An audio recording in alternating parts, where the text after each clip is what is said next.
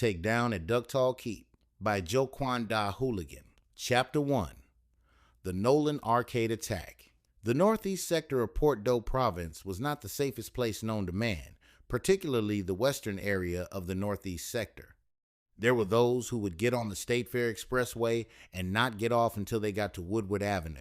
No matter how low their fuel tank was, no matter how badly they needed to get to the restroom, they would not stop until they arrived at Sherwood Forest.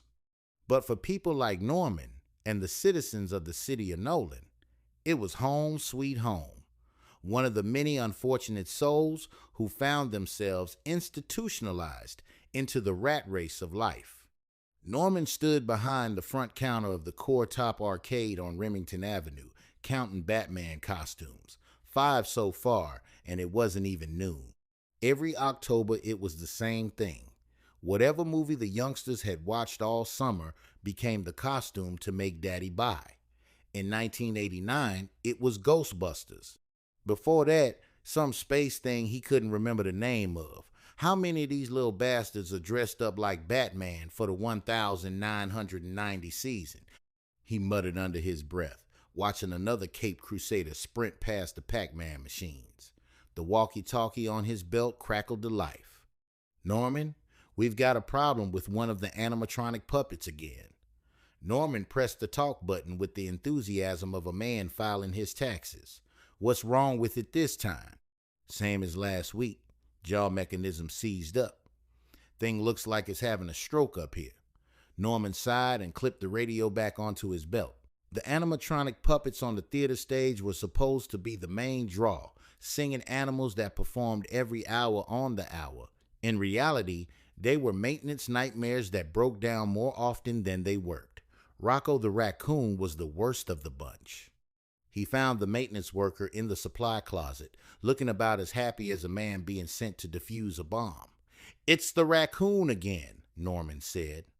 The maintenance worker didn't even look up from the toolbox he was organizing. "Of course it is. Can you take a look at it?"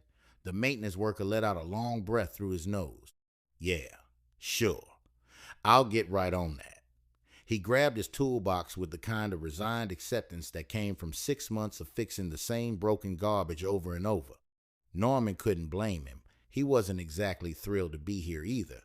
3 Clen ago, Norman had decided his future wasn't in managing an arcade full of screaming children and malfunctioning robots. His future was in music. He'd been writing songs for a while now, and some of them were actually good. A lot of the kitchen staff at this Core Top Arcade's location were into music too. Well, if you could call it music.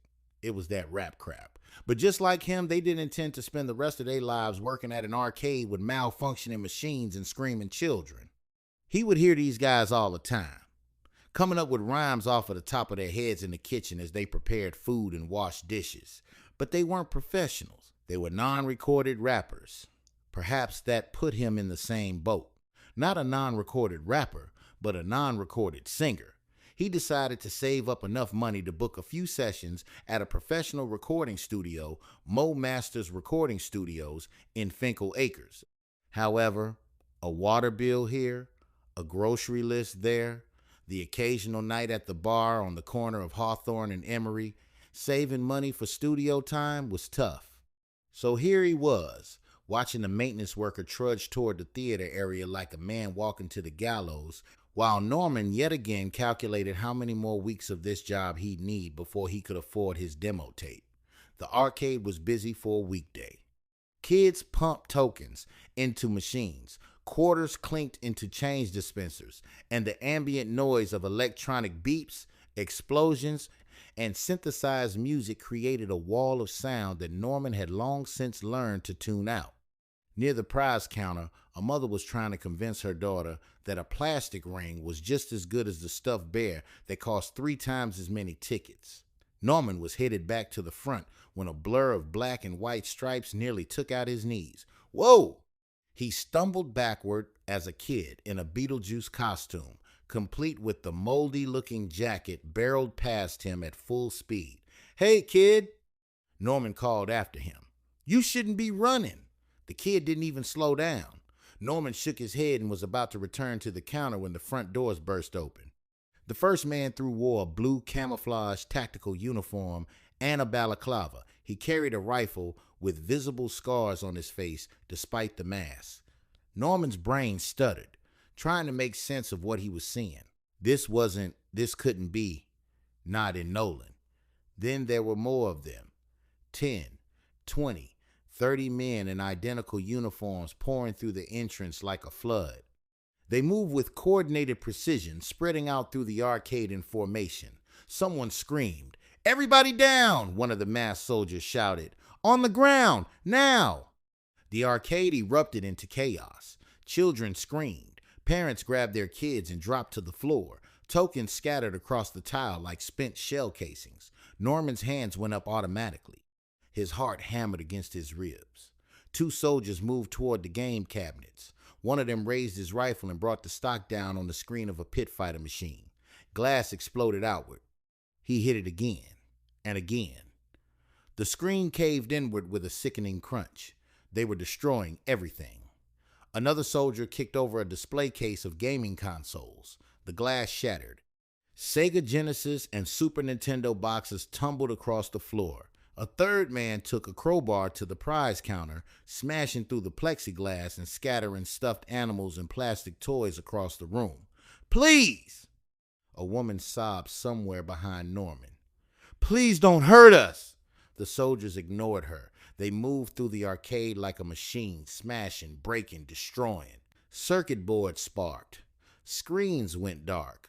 One of the kitchen staff workers looked on in horror as his Casio Ratman keyboard that he had brought to work that day was smashed into pieces as it fell to the ground, as soldiers gathered staff members from the back of the house and lowered them into the front area of the arcade. The cheerful electronic music of the games was replaced by the sound of shattering glass and splintering wood. Norman stood frozen, his hands still raised, watching his workplace get torn apart by men who moved like they'd done this 100 times before. One of the soldiers approached the theater area.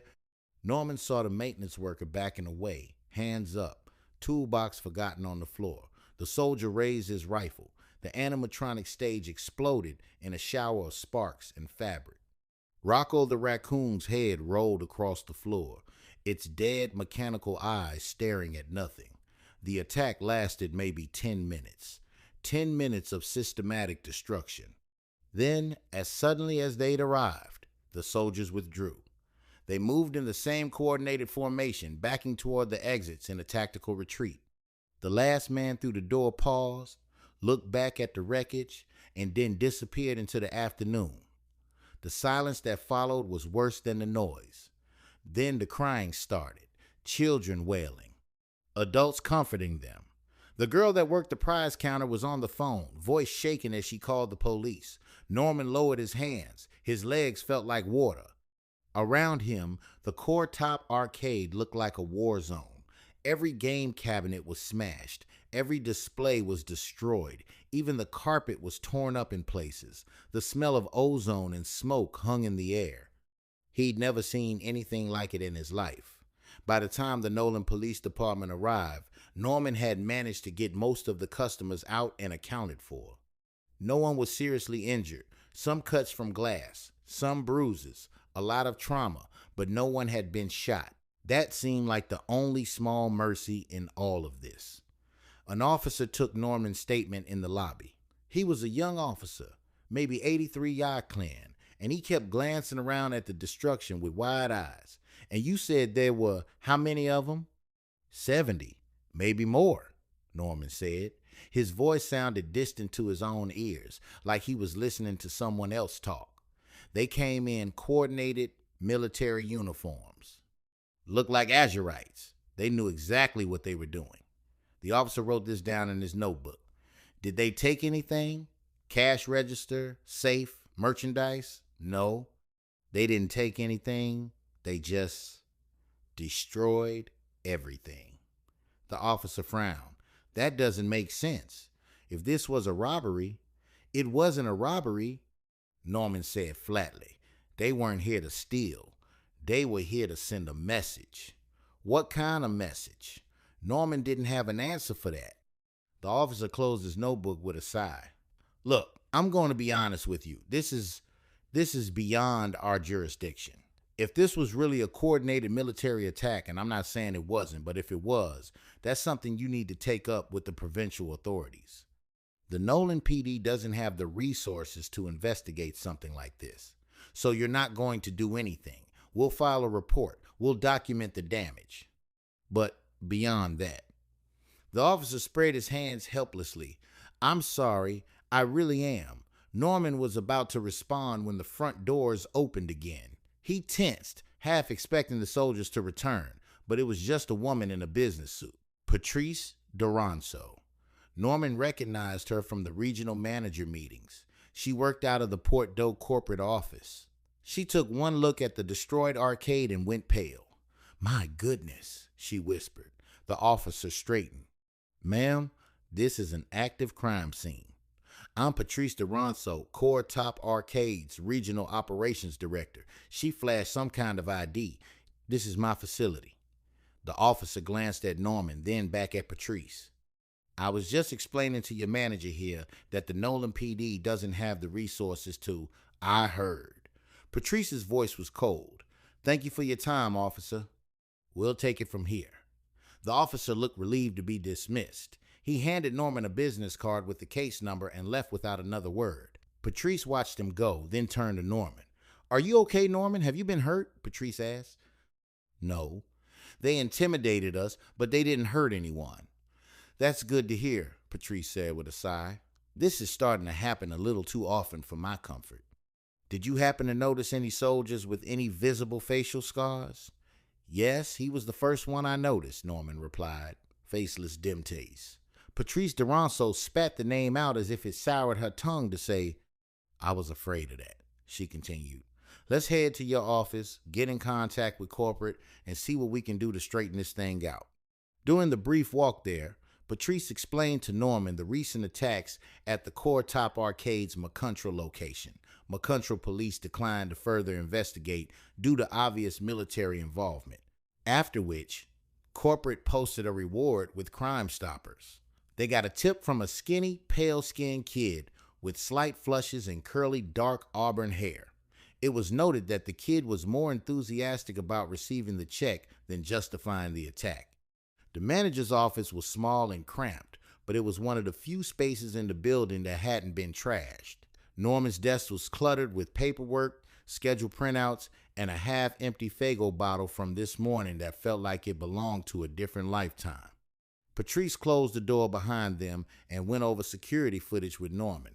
He saw the recognition in her face as Azurite Humvees pulled into the parking lot bearing the 219th insignia. She ejected the cassette of the security footage and put it in her bag. Then she immediately pulled out a satellite phone from her briefcase. Norman had seen them before expensive pieces of equipment that corporate executives used when regular lines weren't secure enough. She dialed a number from memory. It's Patrice, she said when someone answered. Nolan location. It happened again. No, worse. They brought at least 70 soldiers this time. I spoke with the manager here, and he says Faceless Demtase was the first one that he noticed during the attack. They destroyed everything. No, the police won't help, just like Zone 8 and McControl. They said it's beyond their jurisdiction. She listened for a moment, her jaw tightening. I hear where you're coming from, but we talked about this. It's gonna cost, but we're hemorrhaging money from the attacks, she said finally. We need to stop this. If we don't, I'm not sure how long the company will last if this keeps up any longer. Yes, I understand the optics, but we don't have another option. Another pause.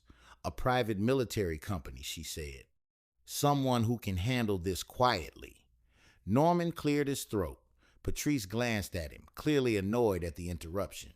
There's a company in Finkel Acres, Norman said. Javhan Dominion Holdings Corporation, JDH. They do private security, military consulting. A girl I used to date back in Connaught Jardin has a cousin that worked logistics for them. They're supposed to be professional. Patrice's eyes narrowed. Hold on. she said into the phone. Then to Norman, "How much do you know about them?" Norman shrugged. "Not much. They spun off from one of the national military units some ICLN ago. The guy who runs it is ex-military, old school. They handle corporate security, asset protection, that sort of thing." Patrice stared at him for a long moment, then spoke back into the phone. "I have a lead. Javhan Dominion Holdings Corporation out of Finkel Acres. Yes, I'll pursue it. I'll keep you updated." She ended the call and looked at Norman. "Get me everything you know about this company," she said. "Contact information, reputation, anything you can give me. I need it within the hour." Norman nodded. "You really think they can stop this?" Patrice looked out through the office window at the destroyed arcade floor. Somewhere in the wreckage, Rocco the Raccoon's severed head stared back at them with dead mechanical eyes. "I think we're about to find out," she said. Chapter 2. Secret Gained. The penthouse bedroom in the Azurite ran public housing project overlooked the entire southwestern quarter of Woodbridge. Floor-to-ceiling windows offering a view that stretched from the Lodge River to the distant glow of downtown Bordeaux City. Faceless Demtase sat at Cadie's mahogany desk, the computer screen casting blue light across his unmasked features as he scrolled through the encrypted message that had arrived 20 minutes ago. The subject line read simply, "Desaligic, Priority Alpha." Behind him, through the open bedroom door, Cadie's voice cut through the penthouse like a serrated blade. "I don't give a damn what they told you.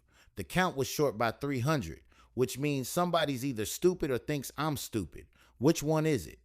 Faceless kept his eyes on the screen, letting the familiar sound of Cadie conducting business fade into background noise. The message from 219th Southeast Division Command was brief but troubling. "Encrypted transmission. Eyes only from. Command Authority Southeast to LTF. Demtase read. Operation Bounty Oath.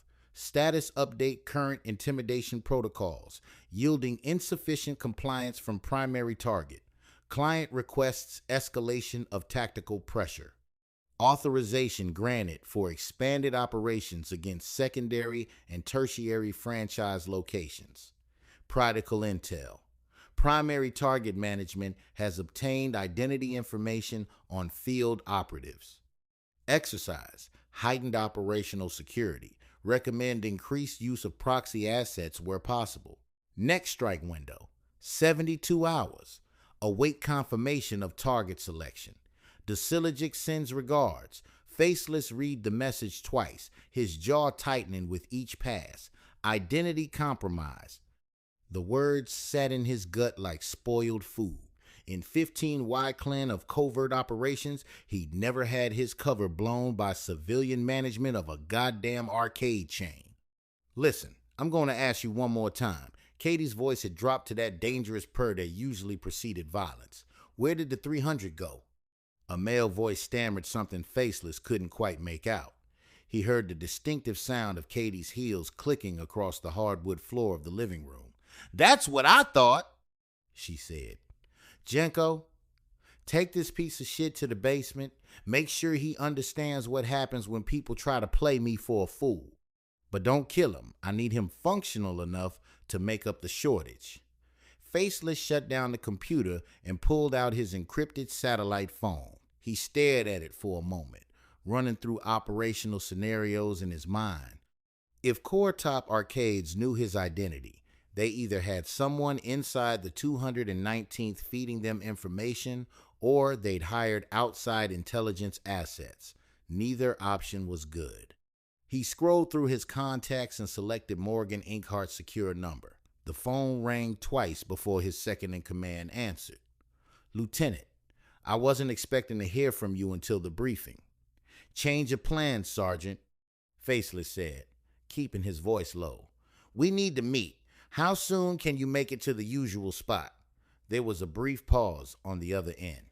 Morgan was smart enough to recognize when something had shifted. 45 minutes. Is this about the Corktown operation?" "Among other things. Just get there." "Copy that, sir." Faceless ended the call and sat in silence. Listening to the muffled sounds of one of Cadie's thugs being escorted out of the penthouse by two of Cadie's enforcers, the apartment fell quiet except for the distant hum of the building's ventilation system. Cadie appeared in the doorway, leaning against a frame with her arms crossed. She changed out of her business attire into a silk robe the color of midnight, her hair pulled back in a way that softened the hard edges of her face. Work troubles? When isn't it work troubles? Faceless replied, not quite meeting her eyes. She moved into the room with that predatory grace she'd perfected over Wycliffe of running Ductal Keep's criminal apparatus. You've got that look. The one you get when command sends you messages that make your jaw do that twitchy thing. My jaw doesn't twitch. It absolutely does. She perched on the edge of the desk, close enough that he could smell her perfume, something expensive and vaguely floral that seemed at odds with the violent business she'd just concluded. Want to talk about it? Client's getting impatient, Faceless said, offering her the sanitized version. Wants us to expand operations. More targets, tighter timeline. Cadie studied him for a long moment, those sharp eyes seeing more than he wanted to reveal. And that's all that's bothering you? He finally looked up at her. The arcade people know who I am, or at least they know enough to identify me. Her expression didn't change, but something flickered behind her eyes. That's inconvenient. That's one word for it. You think they've got professional help? This early in the game? Not sure. Morgan and I will get to the bottom of this soon. Cadie reached out and traced a finger along the edge of his jaw where a scar ran from his ear to his chin. So what are you going to do about it? What I always do, Faceless said, standing and turning off the monitor screen. Adapt and escalate. If they want to make this personal, we'll make it personal. She smiled at that, the kind of smile that had probably terrified other thugs before getting dragged to the basement. That's my soldier. He moved past her toward the bedroom door, already mentally cataloging what he needed to discuss with Morgan, but Cadie's hand caught his wrist, stopping him. When you get back, she said, her voice softer now, almost vulnerable in a way she rarely allowed herself to be. Try not to bring the whole damn campaign with you, at least for a few hours. Faceless looked at her hand on his wrist, then up at her face. For a moment, the hardened, a 100 combat specialist, and the criminal queenpin were just two people trying to find something resembling peace in a world built on violence. I'll try, he said. She released him, and the moment passed. By the time he reached the door, she'd already turned back to the window, silhouetted against the city lights like a general surveying her territory. Faceless grabbed his tactical jacket from the chair by the door and headed for the elevator. Somewhere out there in the sprawl of Port-Doe province, forces were at work against the Azurite agenda. The thought should have worried him more than it did. Instead, as the elevator descended through the 14 floors of Ductal Keep, past the residents and dealers and addicts that made up Cadie's empire, Faceless Demtase found himself almost looking forward to it. Let them come, he thought. Let them try. It was a particularly cold autumn morning, with overcast skies in the city of Finkel Acres, as Doyon Mazikor Rand sat outside under the awning of the once auto dealership. Now, JDH, Recreational/Tactical Center, simply known as The Garage. His Sony CFS 1055 portable boombox cassette deck tape player recorder sat at his feet on a milk crate as he waited on his older brothers, Doyon Ghettofinger Rand and Doyon Tazakai Rand, along with their older cousin Doug and their older sister, Angles Maxwell Jones, to return from what was supposed to be a short trip to Ray Shoulder's party store to pick up a few snacks before they continued their billiards games that they were engaged in just moments ago. Because he didn't feel like stuffing his pockets with cassette tapes, he settled on 96.3 FM to be the soundtrack of his wait. He modified the volume slightly as he caught a glimpse at the Javhan Dominion Holdings Corporation's senior intelligence strategist, Chucky Hoyer, across the street before Chucky could get a chance to tell him to turn that shit down, as the radio announcer spoke through his speaker. All right, Port-Doe Province, that does it for me. This is Lisa, your party princess. Bo the Jammer is up next. But before I go, Heavy D and the boys are coming to town, and they're going to be at the Pine Knob Music Theater next Saturday. Bo the Jammer is coming up, and he's got tickets, so keep it locked to 96.3 FM. Mazzicore was thrilled to hear Belle Biv DeVoe Poison playing as Lisa, the party princess, closed out her morning set. It was one of his favorite groups. He and his older cousin Chucky Maxwell recently had a discussion upon hearing Belle Biv DeVoe at a previous family function in which Chucky Maxwell said something about New Edition, to which Mazzicore replied, "Oh no, cuz, you've got it wrong. This is a music group. I think you're talking about a news television show." For reasons unknown to Mazzicore, his older cousin simply walked off, muttering something about this generation not knowing shit about music. Lost in that memory, he glanced up when he heard the sound of an engine pulling up on him as the morning rain started to come down just a little bit harder, expecting it to be his absentee pool-playing family members. Instead, he saw a woman in a business suit as she addressed him from the halfway rolled down passenger side window of her vehicle. "Excuse me, young man, do you work for the Javhan Dominion Holdings Corporation?" Sarcastically glancing over to the big-ass JDH patch on the side of his coat, but deciding to remain professional. Perhaps the raindrops were obstructing her view. He simply answered, "Yes, ma'am, I do. How can I help you?" The woman continued, "I have an appointment with General Rand. I'm looking for the Chamber Tent Center." "It's right over there, ma'am." He pointed her in the right direction, relieved at his decision to maintain professionalism due to the fact that this lady had an appointment with his father. He didn't think the old man would be too thrilled with him being impolite to potential clients. A few moments later, his cousin Doug was handing him a bag of better-made barbecue chips. "Took y'all long enough," Mazzicore said in mild annoyance, as the rest of his family members joined him in the shelter from the rain under the awning. "What did y'all have to peel the potatoes for the chips yourselves? We parked at the apartment building and decided to walk from there," Tezekai said as he pulled out a blunt and a lighter. "It's too early in the day to be smoking that shit in the garage," Doug protested. "That's why I'm lighting it up out here, dickhead," Tezekai replied. "I still can't believe y'all got kicked out of the Moravian monastery," Engel said. "Master Ventoro wasn't ready for the 5 dancing sons," Ghettofinger replied. "There were only 3 dancing sons there," Doug said, taking the blunt out of Tazakai's hand for a long drag. Diggy and Dottoro were too young to be admitted. "Yeah, what a pity," Ghettofinger said, as he used some of the Codostic levitation training he had learned at the monastery to remove the blunt from his cousin's mouth and float it into his hand.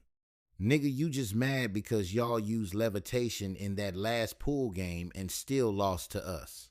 "And still lost to me," Mazzicore corrected. "You were placing side bets.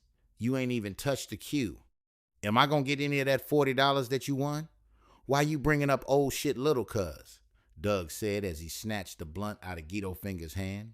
"So," Angels inquired, "Master Ventoro's pet hummingbird, I heard it shoots dice." "No, the hummingbird doesn't shoot dice," Ghettofinger answered. "Master Ventoro shoots dice with the students. He uses the beat and pattern of the hummingbird's wings to manipulate the roll of the dice in order to instruct the students how to disrupt the hummingbird's pattern using Codostic levitation." "Wow, they don't teach that at Persian." "Don't look now, boys," Doug Rand interrupted, "but we've got polished brass approaching," as he observed Hank Voss Jr. coming their way from the direction of the Chamber Tent Center. Doug could tell from Hank's approach that their leisurely day was about to be interrupted with some sort of mission. The way that Hank walked through the cold October rain with a determined look on his face as if it didn't even faze him. "Ghettofinger, Tazakai, Mazzicore," Hank Voss Jr. announced. "Your father just accepted a contract. He needs to have a chat with you boys in the Chamber Tent Center. We're not going on any missions today," Ghettofinger protested.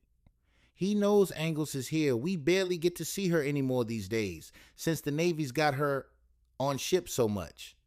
"At ease, young soldier," Voss replied. "You're not going on any missions. He just needs to brief you real quick. It appears there are elements of this contract that require your special skill, so I have to summon you three along with Al Flint. No more than 30 minutes. You're in and you're out. And you can get back to quality time with your sister. We all know how much it means to you guys. That'll give me a little time to run to Callahan and take care of some quick business. Angle said, you guys go ahead. See what he wants. Tell the old man I said, hey, I'll be back by the time you guys finish. Requires our special skill, huh? Ghetto Finger said to Hank Voss Jr. with a swell of pride in his chest as his older sister headed back to the apartment building for her vehicle. I'm afraid so, Voss answered, grabbing his nose as if a migraine was starting to kick in.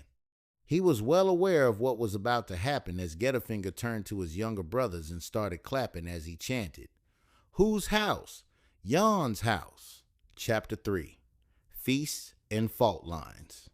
Carl's Chop House on Hobson, just south of the city of Woodbridge, was a place where 80% of the province's citizens couldn't even afford to breathe too deeply, let alone dime. That didn't stop it from generating profit. It attracted the A-list of the province, the actors, the athletes, the affluent, not the season ticket holders, the box owners. Cadie Tupel, Empress of the Ductal Keep housing project dynasty, sat tucked into a high-back booth, the leather swallowing her shoulders.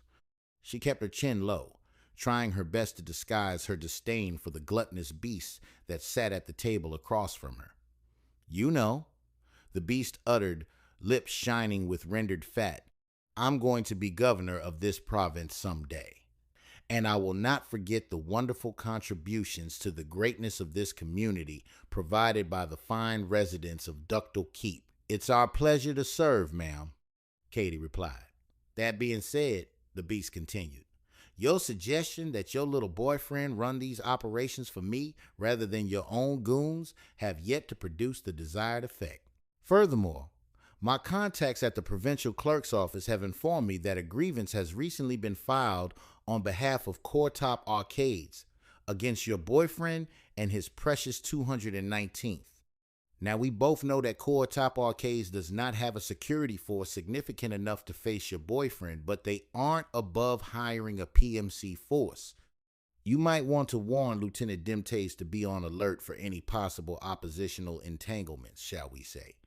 I highly doubt that that'll be necessary, ma'am, Cadie said, pouring herself another glass of champagne. One thing about Faceless, he's always on the alert. Besides, he has no knowledge of my involvement in this. When I recommended that you contact the 219th Command, I already knew that he would be the first to volunteer for the task. He just loves breaking things. I did so knowing full well that it would work out better coming from you. You have the political clout to convince the 219th Command to go forward with this, and also to make it legitimate. Unlike myself, I remain confident that soldiers will work out better for intimidation than hoodlums. That's all been done before. This is why our method will work. It's new, it's original. My concern are those dilapidated properties in the Jeffries corridor that Bondright holds deeds to. I'm hoping that you'll consider my offer before putting them up for public auction. My dear Cadie, the beast replied, if things work out in our favor, I will personally see to it that the Assembly donates those properties to one of our shell nonprofits and then transfer those properties to you at a price so reduced that the original foreclosures will be green with envy. My concern is with what is due. Core Top Arcades will want to operate with complete discretion, not only to protect their precious family-friendly image, but for plausible deniability. They have become privy to the growing awareness of our Azurite affiliation. Therefore, any public knowledge of their dealings with us may not be palatable to the bleeding heart image they so desperately want to portray to the public. She said, more so inhaling the oysters than consuming them.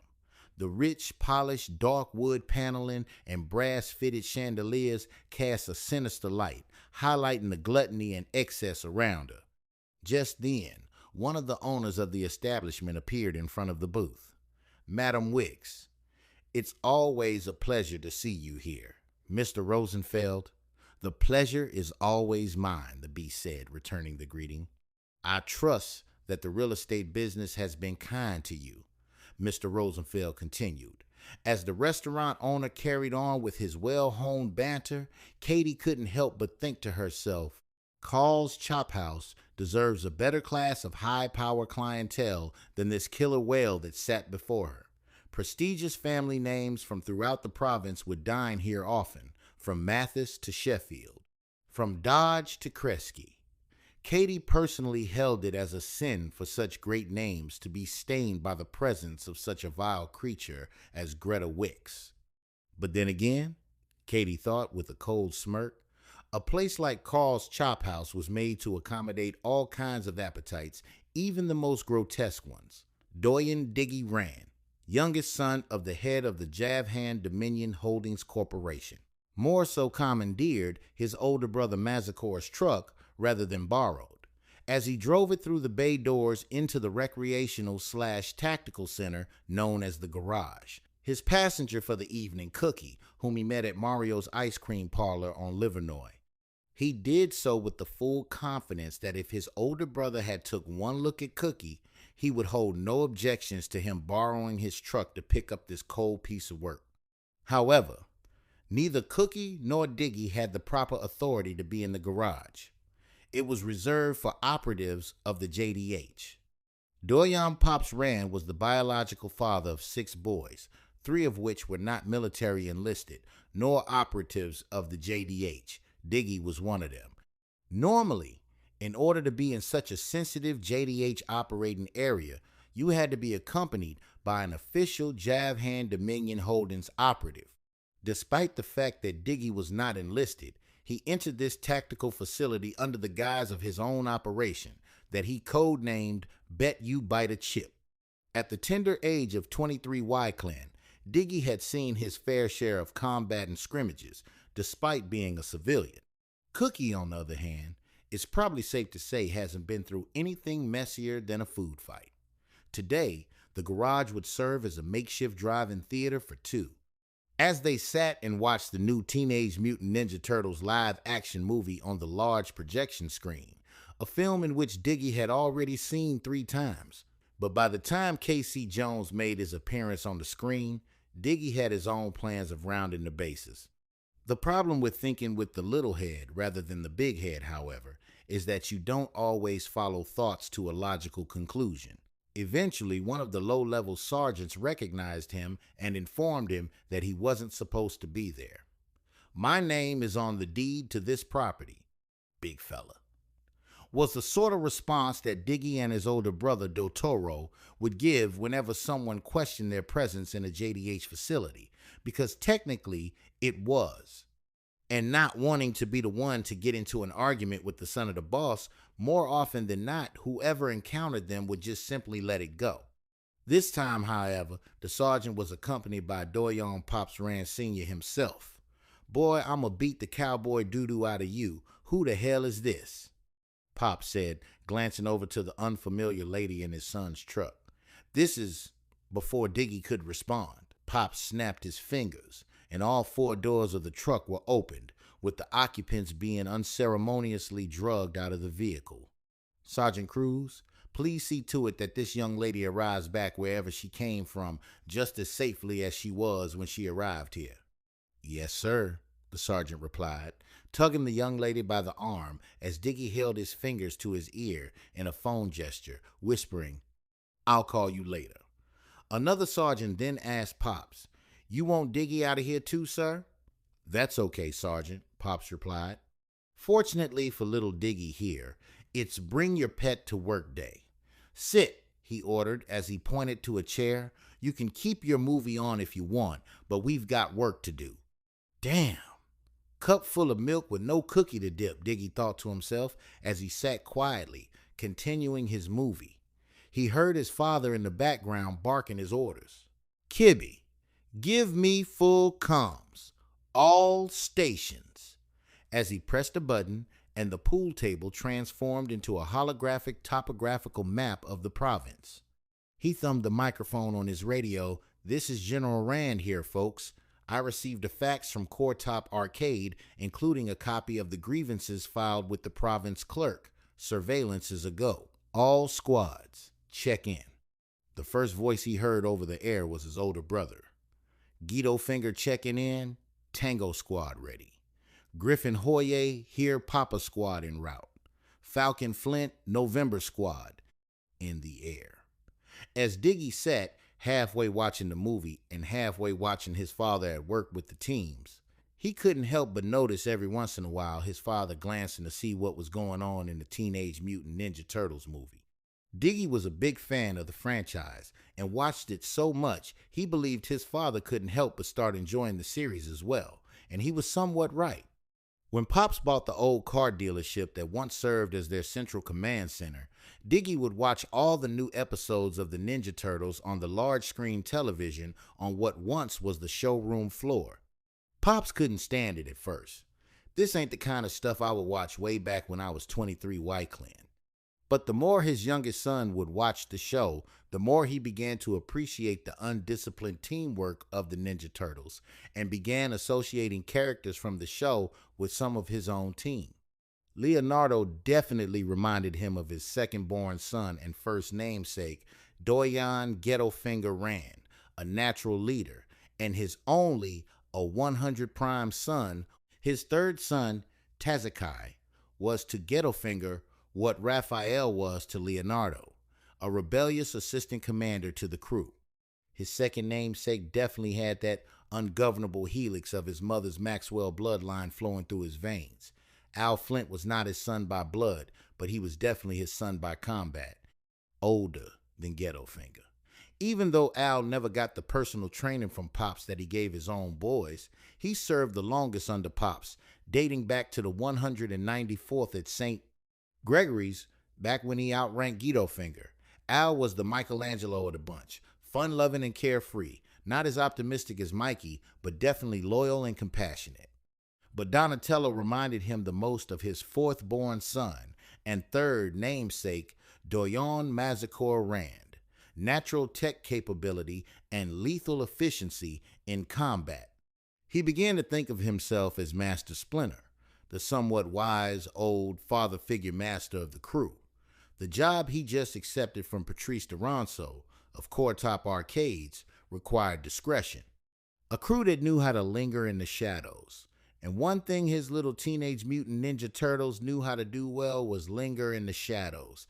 They were always doing shit behind his back. So that's who he would send to gather the hard intelligence from the streets. Chapter 4. Signals in the Static. It was the end of October in the village of Marygrove, not too far from the JDH headquarters, just north of Finkel Acres, off of the Puritan Mountain Ranges. Apparently winter was coming, Griffin Hoy thought to himself, and it wasn't forgetting to bring his pet hawk with it. The park bench on Washburn Street had seen better days, much like Griffin Hoy's current appearance. He sat hunched against the mountain cold, a half-empty bottle of wild Irish rose clutched in one gloved hand, a matted fake beard doing its best to conceal the earpiece tucked beneath. To any casual observer, he was just another casualty of Port-Doe Province's economic decline, seeking shelter near the Puritan mountain ridges. The reality was considerably different. "Griffin, you still with us out there?" Fox Hoy's voice came through the earpiece, warm and measured, carrying that distinctive smooth cadence that made even technical observations sound like profound wisdom. "Yeah, I'm here," Griffin muttered, keeping his voice low and adjusting his position on the bench. "Freezing my ass off while you sitting in that warm van with blankets and cocoa. But I'm here." "The burden of field work," Fox replied with what Griffin could only describe as audible amusement. "Consider it character building. Consider it bullshit." Griffin shot back, taking a fake swig from the wild Irish rose bottle actually filled with water. "You know what builds character? A warm vehicle with functioning heat. You know what doesn't? Hypothermia." Through the bare trees of the small park, Griffin could see the radio transmission tower rising against the gray sky like a skeletal finger pointing at heaven.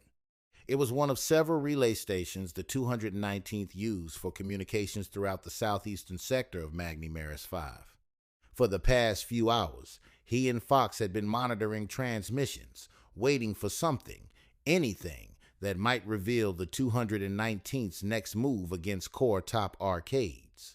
So far, they'd gotten a whole lot of nothing. "I'm picking up another transmission," Fox reported. "Standard patrol chatter. Sounds like, hold on. Yes, they're discussing last weekend's football game." Griffin listened as the voices crackled through his earpiece.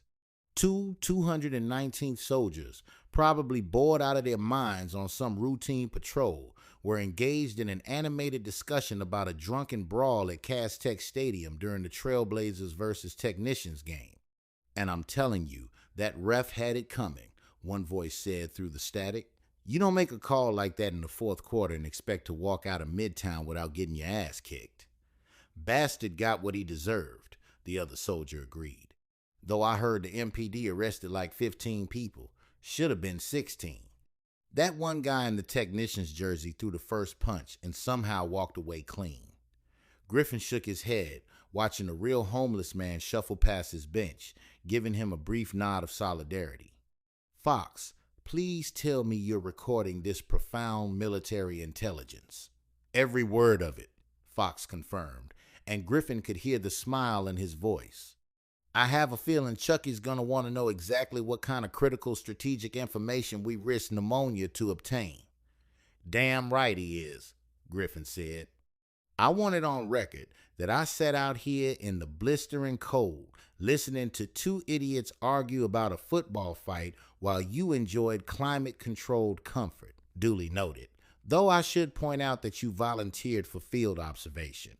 Yeah, well, next time I volunteer for anything, remind me to check the weather forecast first." Griffin shifted on the bench again, genuinely feeling the cold. Now, despite his tactical gear hidden beneath the threadbare coat, the Puritan mountain ridges rose in the distance, their peaks dusted with early snow.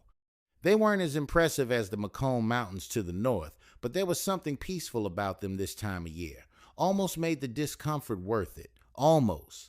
"You know," Griffin said, taking another fake drink from his bottle, "the Puritan ranges actually look pretty nice right now.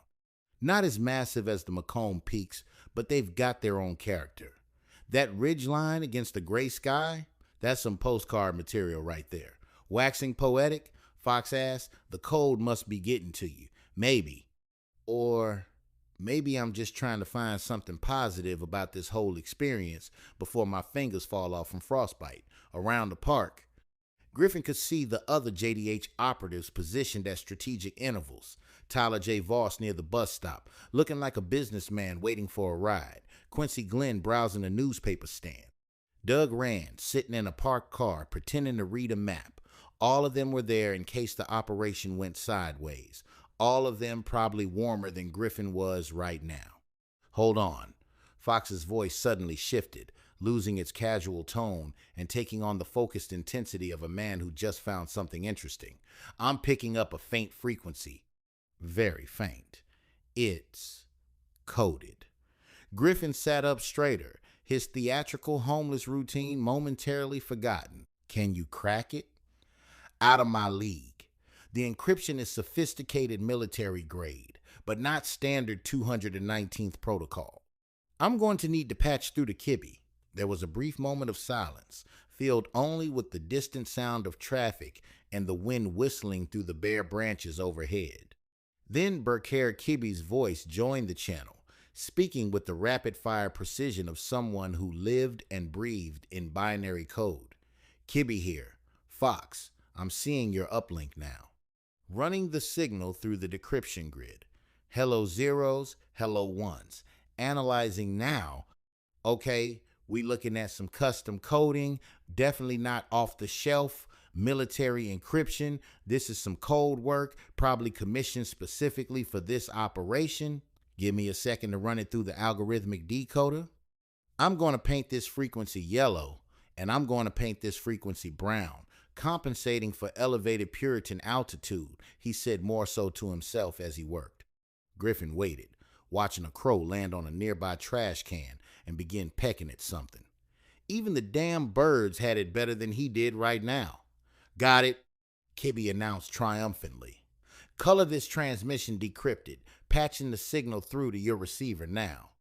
It might not be too clear, but it should be audible, coming through in 3, 2, 1.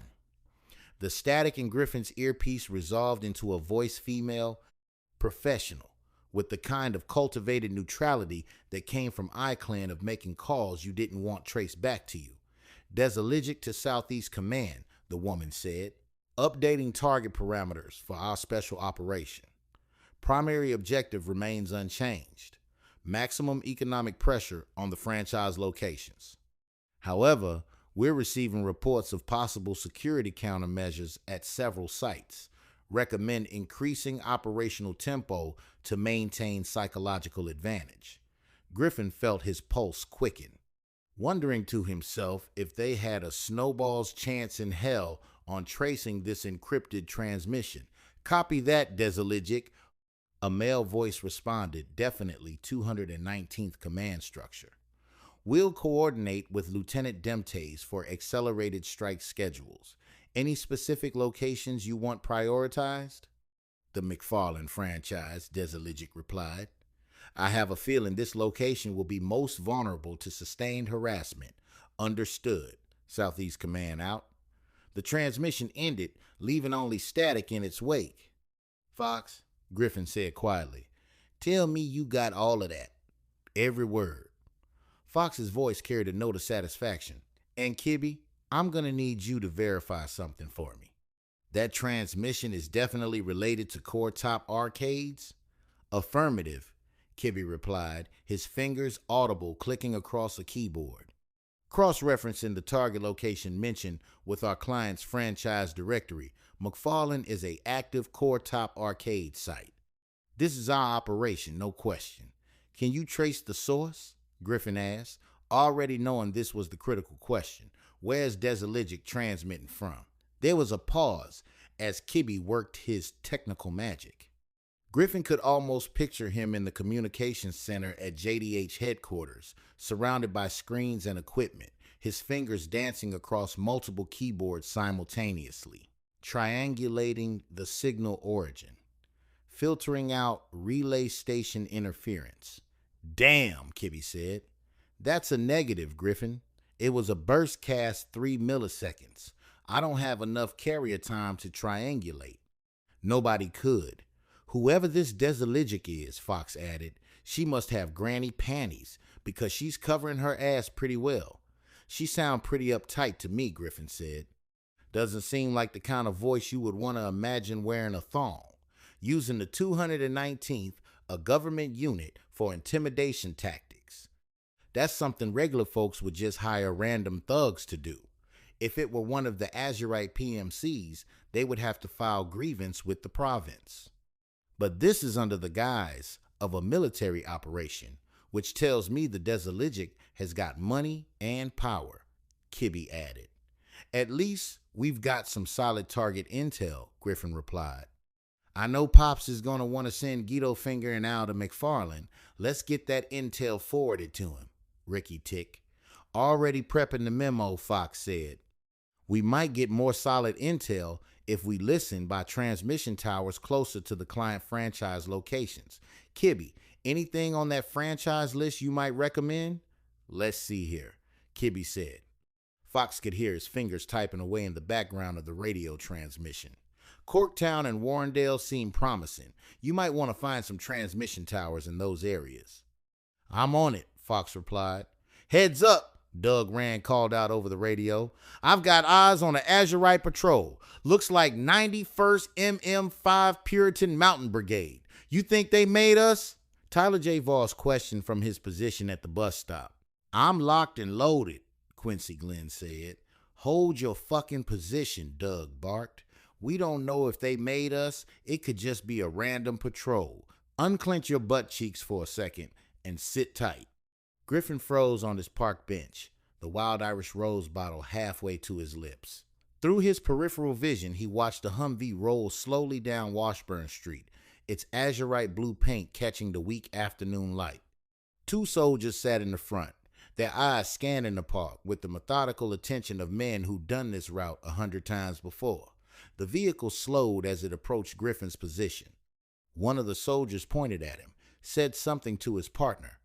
Griffin's heart hammered against his ribs, but he kept his body language loose and defeated, just another drunk wasting away on a park bench. He took a long theatrical swig from the bottle, letting some of the water dribble down his fake beard for effect. The Humvee's passenger window rolled down. "Hey, old-timer," the soldier called out, his voice carrying that particular mixture of authority and contempt that military types reserve for civilians they considered beneath notice. "Park closes at sunset. You got somewhere to go, or are we gonna have a problem?" Griffin mumbled something incoherent, waving the bottle vaguely in the direction of the Puritan Mountain foothills. The soldier studied him for a long moment, too long, then shook his head and said something to the driver. The window rolled back up, and the Humvee continued its patrol route, disappearing around the corner toward the transmission tower. "Clear," Doug reported after 30 seconds of tense silence. "They're moving on. Griffin, that was some quality acting, brother." "For a second there, I thought they were going to haul your ass in for public intoxication."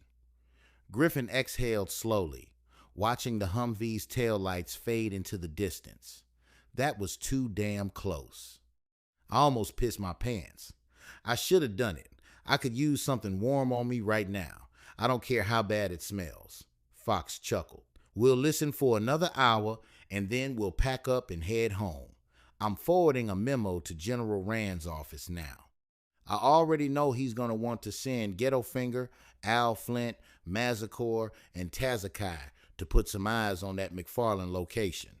When they do go to McFarland," Griffin added, "I might want to go there with him. With a small tech team. I'm still curious about this transmission. I want to see if we can get a lead on the Desaligic, or at least where she's transmitting from." Fox Hoy shook his head at the rambunctiousness of his younger brother. "You know them boys ain't gonna want you nowhere around their operation. It would only cramp their style. You don't have the level of martial arts training to keep up with them if things go left. You know they like blades more than bullets. You shooting guns around where they're solidly trying to poke and jab would only piss them off. Yeah, well, if they won't let me in the front door of the club, I can always use the service entrance. I'll just follow them to McFarland. If Ghettofinger catches you trailing him, he's going to be pissed off royally. Lord knows I wouldn't want to offend one of the signatures on our beloved Articles of Incorporation. But Ghettofinger and the gang aren't the only JDH operatives that know how to linger in the shadows." Chapter 5, Professional Standards. The Core Top Arcade in McFarland buzzed with the electronic symphony of 100 games running simultaneously. Children fed coins into Pac-Man cabinets while teenagers clustered around the new pit fighter machine, their shouts mixing with the constant ding-ding-ding of pinball machines and the synthetic melodies of rhythm games. Faceless Demtase watched it all from the passenger seat of the lead Humvee, parked 3 blocks south on Pinehurst Street, his tactical mask pulled down over his features. A thin smile played across his scarred lips as he observed the civilian targets going about their pathetic little lives. The morning air carried the smell of rain and exhaust. "Target confirmed," Morgan Inkhart said from the driver's seat, binoculars pressed to his eyes. Delivery truck just pulled up to the rear entrance. White panel van, Core Top logos on both sides. 2 employees receiving the shipment. Faceless keyed his radio, his voice carrying a tone of barely suppressed anticipation. "All units, this is actual. Target vehicle is in position." "Execute on my mark." He checked his watch. 9:47 a.m. They were running 2 minutes ahead of schedule. Perfect. More time to enjoy the show. Behind them, the convoy sat ready 2 Humvees, bracketing a larger transport vehicle, all painted in the distinctive azurite blue of the 219th MM5 Southeast Division. 30 soldiers in full tactical gear. Weapons loaded. Mission parameters clear. Operation Bounty Oath. Target Echo 7. Destroy the merchandise, terrorize the staff, break their spirits, dissuade the hearts and minds of every pathetic customer who thought they were safe. In and out in 3 minutes. "We're not here to fix the world, gentlemen," Faceless said into the radio, his voice dripping with contempt. "We're here to break it. All units stand by," Faceless continued. He watched the father and his young daughter exit the arcade, the girl clutching a stuffed animal she'd won from the claw machine. The father was smiling, checking his watch, probably late for something but taking his time anyway because his daughter was happy. Faceless felt a flicker of irritation watching them. Weak, pathetic, the kind of people who thought the world owed them safety and happiness. He considered giving the order to move now while they were still in the parking lot, just to teach Daddy a lesson about how quickly happiness could turn to terror. But no, the job was specific. Send a message to core top management. Besides, traumatizing one child wouldn't have the multiplicative effect he was looking for. Better to let word spread through their customer base organically, let the fear metastasize like cancer through their franchise locations. Target civilians have departed the immediate area, Morgan reported. Perimeter is clear for approach. All units, Faceless said, his voice cold and eager. Execute, execute, execute. The convoy moved as 3 vehicles accelerating from their staging positions and converging on the arcade's loading area with practiced precision. The lead Humvee screeched to a halt directly in front of the delivery truck, blocking any escape route.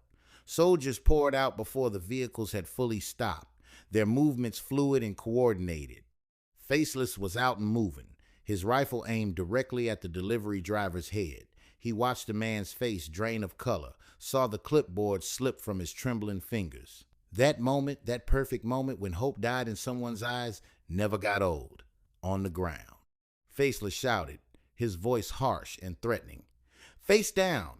Hands where we can see them. Move faster. You better kiss that goddamn floor. The driver and the 2 arcade employees complied immediately, dropping to the asphalt, hands spread wide. One of the employees began to shake nervously with the panic so palatable he could almost taste it. Good. Fear was the point. Faceless walked slowly around the prostrate civilians. Good job, now stay down. You don't make trouble for us, we won't make trouble for you. He gestured to the demolition team with casual cruelty. You've got 2 minutes. I want this truck completely destroyed. Break everything. And make noise. I want everyone inside that arcade to hear exactly what's happening out here. 6 soldiers descended on the truck with enthusiastic brutality. Game cartridges were ripped from boxes and hurled across the pavement like trash. New arcade cabinet displays were tipped over and attacked with rifle butts, the soldiers grunting with effort as they smashed through reinforced glass and plastic. Replacement parts were crushed underfoot with deliberate stomps. The sound of breaking electronics and shattering plastic filled the morning air like a bad song. Faceless walked a slow perimeter around the operation, seemingly taking joy in his work. If someone were to show the footage of Faceless in his action at this moment to a psychoanalyst, the psychoanalyst would possibly pontificate on 2 different types of children. The type of children who took joy in adding additions and modifying their toys, and the type of children who took joy in ripping the head off of their toys. The analyst would classify Faceless as the type of child who enjoyed ripping the heads off of his toys as he worked with the pride of an artist observing his masterpiece. Morgan had taken up an overwatch position near the arcade's rear entrance, his rifle scanning for any unexpected threats. The rest of the team moved with mechanical efficiency, destroying everything they could reach in the allotted time frame. "Lieutenant," one of the perimeter guards called out, "we've got movement inside the arcade. Someone's watching from the window." Faceless looked up and saw a face pressed against the glass, one of the arcade employees, eyes wide with terror. Perfect. He raised his rifle and aimed it directly at the window, not intending to fire, just to send a message. The employee's face disappeared instantly, probably diving for cover. Faceless laughed, a sound devoid of warmth. "Behold, Azurite, glory, you little fucker." He checked his watch again. 1 minute 30 seconds elapsed. They were making excellent time. That's when he noticed Private Kellen near the side of the delivery truck, crouched low and working at something with his hands. Faceless moved closer and saw what the soldier was doing. He had grabbed one of the delivery drivers who had gotten back on his feet and was trying to remove the man's wristwatch while the man stood frozen in fear. Faceless felt a surge of anger, not at the cruelty, but at the lack of discipline. "Private," he said, his voice cutting through the chaos like a blade. "What the hell are you doing?" Kellen looked up, his pale skin flushing red, his curly dark auburn hair visible beneath his helmet. "Sir, I know what you were doing, you greedy little shit." Faceless closed the distance between them in 2 strides, getting right in the private's face. "We're not here to rob civilians for pocket change. We're here to destroy merchandise and send a message. Do you understand the difference, or are you too stupid to follow simple orders?" "Yes, sir, but there is no but, Private. This is a professional operation, not some back alley mugging where you roll drunks for their watches." Faceless leaned in close enough that Kellen could see every scar on his face, even through the tactical mask.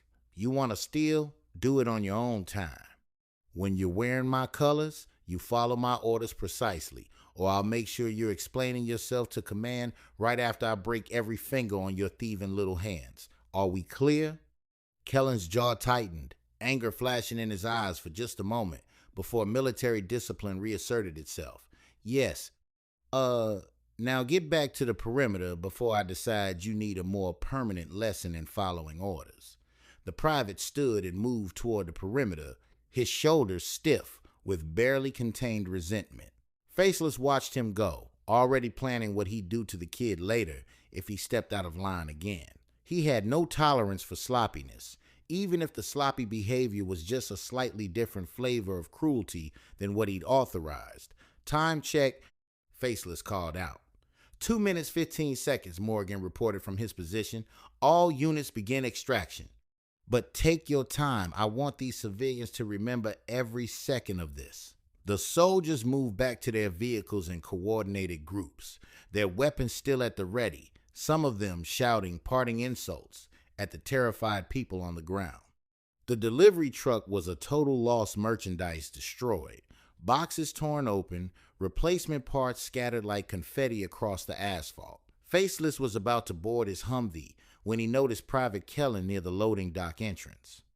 The soldier had picked up something, a stuffed animal, that must have fallen from one of the destroyed shipment boxes, and was staring at it with obvious frustration.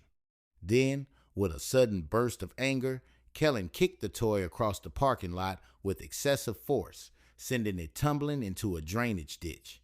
It was a stuffed Winnie the Pooh bear. Faceless watched the pathetic display and felt contempt for the private's lack of control. "Kellen!" he barked. "Get in the vehicle, now, and we'll be having a conversation about discipline when we get back to base. Let the kid work out his frustration later, in private, where his emotional outbursts wouldn't make the unit look unprofessional." There was a difference between calculated intimidation and childish tantrums. "All units, return to base," Faceless ordered into his radio. "Operation Bounty Oath. Target Echo 7 is complete. No complications, no casualties." He paused, then added with dark satisfaction, "And I'd say we've successfully ruined a few days for some very deserving people." The convoy pulled away from the Core Top arcade, leaving behind 3 traumatized civilians and a scene of systematic destruction. As they turned onto Westfield Road and accelerated away from the target area, Faceless pulled off his tactical mask and ran a hand over his scarred face, a satisfied smirk playing at his lips. 27 operations for Operation Bounty Oath so far, every one of them executed with precision, every one of them sending the same message to Core Top Arcade's management: pay what you owe or watch your business crumble. What Faceless didn't know, what he couldn't know, was that across Pinehurst Street, hidden in carefully chosen observation points, 4 sets of eyes had watched the entire operation. 4 professionals had recorded every movement, every tactical formation, every identifying detail, and one of them had taken special note of the soldier who kicked a stuffed Winnie the Pooh bear into a ditch. But more importantly, they'd all taken note of the lieutenant, who seemed to enjoy terrorizing civilians just a little too much. Faceless Demtase would learn about that soon enough. For now, He had a debriefing to conduct and a subordinate to discipline, and he was looking forward to expeditiously getting both tasks out of the way. Back at the loading dock, the delivery driver slowly got to his feet, his hands still shaking. The arcade employees were openly sobbing. And somewhere in the drainage ditch, a stuffed Winnie the Pooh bear lay abandoned in the morning rain, a small casualty of a war that none of these civilians understood. Chapter 6. Orders, not questions. All stations, targets, have departed the area, Guido Finger reported. Al, tell me you got good footage of that. Every second of it, Al Flint confirmed. And I can't tell a lie. When that kid with the clipboard first saw the gun, I could honestly see the sound of him shitting himself through the scope. I'd send it to Funniest Home Videos if it wasn't so damn pitiful. And something interesting, I caught some radio chatter. They're calling this Operation Bounty Oath. 30 minutes later, the team sat around the conference table in Chucky Hoy's intelligence office at JDH headquarters. The senior intelligence officer and strategist had a military service record going back to the Kalamazoo conflict, but his sharp eyes missed nothing as he studied the photographs and video footage spread across the table. His younger brothers, Fox and Griffin Hoy, flanked him on either side. Fox, the elder of the two, handled electronic intelligence and communications intercept. Griffin, the youngest, specialized in human intelligence and infiltration. Operation Bounty Oath, Chucky mused, tapping a photograph of the destroyed merchandise. That's not standard military nomenclature for anti-civilian harassment. That's mercenary talk. So they are working for someone, Ghetto Finger said. Question is who? Fox pulled out a tablet and began scrolling through intercepted communications data. I've been monitoring 219th radio traffic for some time. Most of it's routine patrol chatter, but there are definitely coded communications that don't match their standard protocols. Show me, Chucky leaned forward. Here, Fox pointed to a series of time-stamped entries. Last Tuesday and Thursday, same time as the court top deliveries, someone call sign Desaligic contacts their command structure with updated target information. The transmission source isn't coming from any known 219th facility. Griffin, who had been quietly studying surveillance photos, looked up from his work. I managed to tail one of their Humvees after the McFarland operation. They didn't return to Southeast Division Barracks. They went to a civilian facility, some kind of office complex in Port Doe City. Port Doe City? Chucky's eyebrows rose. That's interesting. What kind of office complex? Still working on that. The building directory was extensive. Lots of holding companies, investment agencies, lobbying firms. Tazakai leaned back in his chair. Lobbying firms. Bounty Oath. I wonder if Core Top Arcades pledged some sort of political allegiance to Azurite government officials and then backed out on it. I'm also wondering if this Operation Bounty Oath is something like that. You might be on to something, Chucky agreed. Fox, I need you to dig deeper into Core Top Arcade's political background. Look for campaign contributions, electronics, or entertainment ethical lobbyists. Anyone who might have reason to pressure them through unconventional means. On it, Fox said, already jotting down notes on his tactical pad. Chucky turned to Griffin. And I want you back on that office building. Full surveillance. Who goes in, who comes out, what companies are actually operating there. Copy that. The intelligence officer stood and walked to the large map of Magni Maris, 5 mounted on his office wall. Red pens marked the locations of each Core Top Arcade attack, forming a rough circle throughout the southeastern area of the nation. Gentlemen, I don't think we're dealing with rogue military elements, Chucky said, studying the pattern. I think we're dealing with a national military force that's been hired as private muscle. The question is, hired by whom, and what exactly does Core Top Arcades owe them? Mazzacor frowned. You think our client hasn't been completely honest with us? I think our client may not know the full story herself, Chucky replied. Tazekai added, she could be covering her own sweet little ass. She may have struck some private deal with the Azurites, bit off more than she can chew, and now she's calling on us to save the day. Possible, Chucky Hoy replied, but not likely. She's only a representative. She doesn't have executive authority at Core Top Arcades, so either she's in on the situation or too dumb to know about it. Either way, she's not the kind of person you would put in an operational capacity of a company like that. She's just a hired talking piece for the corporate heads. Getterfinger stood up from the table. So what's our next move? Chucky turned from the map, his expression grim but determined. We keep watching. We keep gathering intelligence. And we find out who's pulling the 219th strings. Because until we know who the real enemy is, we're just fighting shadows. Outside the window, storm clouds were gathering over Finkel Acres, and the first drops of rain began to streak down the reinforced glass. Ghettofinger was the last to leave the conference room, lingering behind as the others filed out toward their respective assignments. He watched Mazikor and Tazakai disappear down the hallway, their voices already raised in some brotherly argument about tactical positioning. Al Flint followed behind them, laughing at something one of them had said. "You got something on your mind, Ghetto?" Chucky asked without looking up from the reconnaissance photos he was organizing into folders. "That soldier," Ghettofinger said, "the one who kicked the Winnie the Pooh bear." Chucky glanced up, his eyebrows raised slightly. "What about him? I got a good look at him through my scope. Pale skin, curly dark auburn hair. Young, maybe 90 Wyklin or so." Ghettofinger diplomatically grabbed one of the folders off of Chucky Hoy's desk and thumbed through the photos he'd taken during the operation. "Here, this is him." The image showed a soldier in Azurite tactical gear, his helmet tilted back just enough to reveal his features.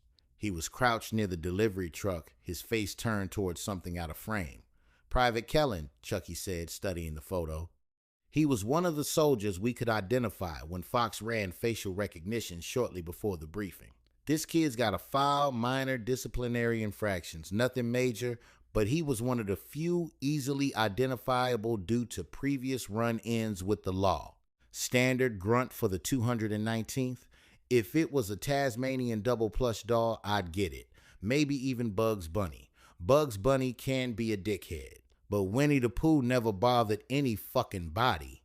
I don't like that kid," Ghettofinger added. 219th MM, 5 Southeast Division Barracks. 3 hours later, Private Kellen's arm ached. He'd been writing the same 3 words for 45 minutes now, each repetition a fresh humiliation carved into the pale blue wall of the 3rd floor hallway.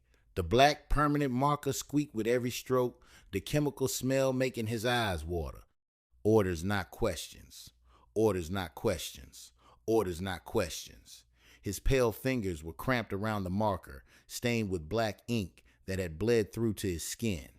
Sweat matted his curly dark auburn hair against his forehead despite the autumn chill that seeped through the barracks windows. Behind him, Sergeant Morgan Inkheart sat on a folding chair, one leg crossed over the other, reading a paperback novel with the casual indifference of a man who had all day to watch someone else suffer. "You missed a spot," Morgan said without looking up from his book. "3rd line from the bottom. The T in not looks like an I. Fix it." Kellen gritted his teeth and went back to correct it, his handwriting deteriorating with each pass. The wall was nearly covered, now rows and rows of the same phrase stretching from the floor to as high as he could reach without a ladder. His back screamed in protest every time he bent down to start a new line at ground level. "You know what your problem is, Private?" Morgan finally set his book down on his lap, a finger marking his place. "You think the rules don't apply to you. You think because you're young and clever, you can bend things a little bit here and there. Take a watch. Pocket some tokens. Nobody'll notice, right?" Kellen said nothing, focusing on the marker strokes, orders, not questions.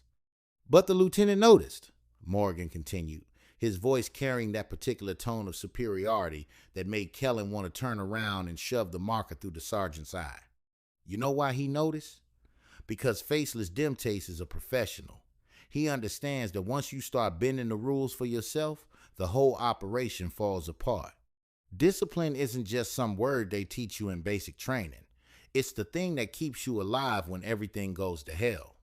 Orders, not questions. You think he was being cruel, making you do this?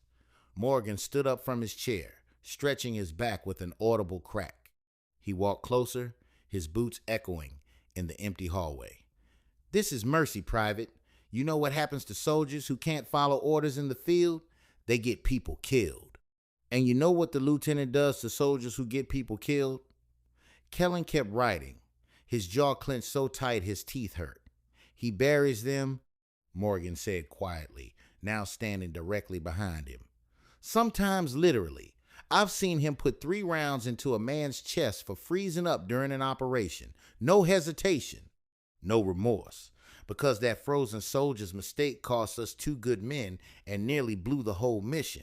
The marker squeaked against the wall. Orders, not questions. So when Lieutenant Demtase tells you to write lines on a wall like you're some school kid getting punished by a teacher, you think Codus too, and you write those goddamn lines. Because the alternative is so much worse than a sore arm and some wounded pride. Morgan walked back to his chair and picked up his book again. How much wall you got left? Maybe 15 more paces, Kellen muttered, not turning around. Then get to it quickly. Because once you're done writing, you've got to paint over all of it. And I've got dinner plans at 1800 hours that I'd really like to keep. Kellen's hand moved faster, the words becoming sloppier with each line. His resentment grew with every stroke of the marker, not just at Faceless for ordering this humiliation, but at Morgan for sitting there with his smug commentary and his casual cruelty disguised as wisdom. The sergeant thought he was so smart, so enlightened, playing the role of the patient mentor, teaching the wayward youth about discipline and professionalism. But Kellen knew what this really was. 2 bullies who got their kicks from pushing around anyone beneath them in the chain of command. Orders, not questions. Keller wasn't as green as the lieutenant and the sergeant thought he was. He had street wisdom, spanning back from his days in Springwells as a member of the Chamberlain Steel Street gang. He didn't get his knowledge out of books in school. He obtained his knowledge hustling the thoroughfares. His mother didn't mind much. Her primary concern was the check from the province she received every first of the month. She viewed her son as a pet more than a ward, and left him free to run with Chamberlain Steel until eventually he was arrested by Springwells PD for a minor infraction. The magistrate gave him an ultimatum, military or jail, so he joined the 219th. Perhaps the apple didn't fall too far from the tree when he went to Crime Stoppers to inform them of what was happening at the Court Top arcades. It wasn't about justice. His only concern was the $2,000 check for the information. The duties he performed under Lieutenant Faceless demanded more than the meager monthly military stipend the 219th allotted him. "You're slowing down again," Morgan called out. "At this rate, you'll be here until midnight. Then you'll still have to paint. And I should mention, the lieutenant wants this hallway inspection ready by 0600 tomorrow morning. So if your painting job isn't perfect, you'll be doing it all over again." Kellen's marker hand trembled with rage. He wanted to turn around and throw the marker at Morgan's face. He wanted to tell the sergeant exactly where he could shove his lectures about professionalism and discipline. He wanted to explain that he'd already sold them all out to Crime Stoppers, and that whatever Jasper-aligned forces were investigating them would eventually bring this whole operation crashing down around their heads. Instead, he wrote, "Orders, not questions." Because that's what you did in the military. You followed orders. You kept your mouth shut.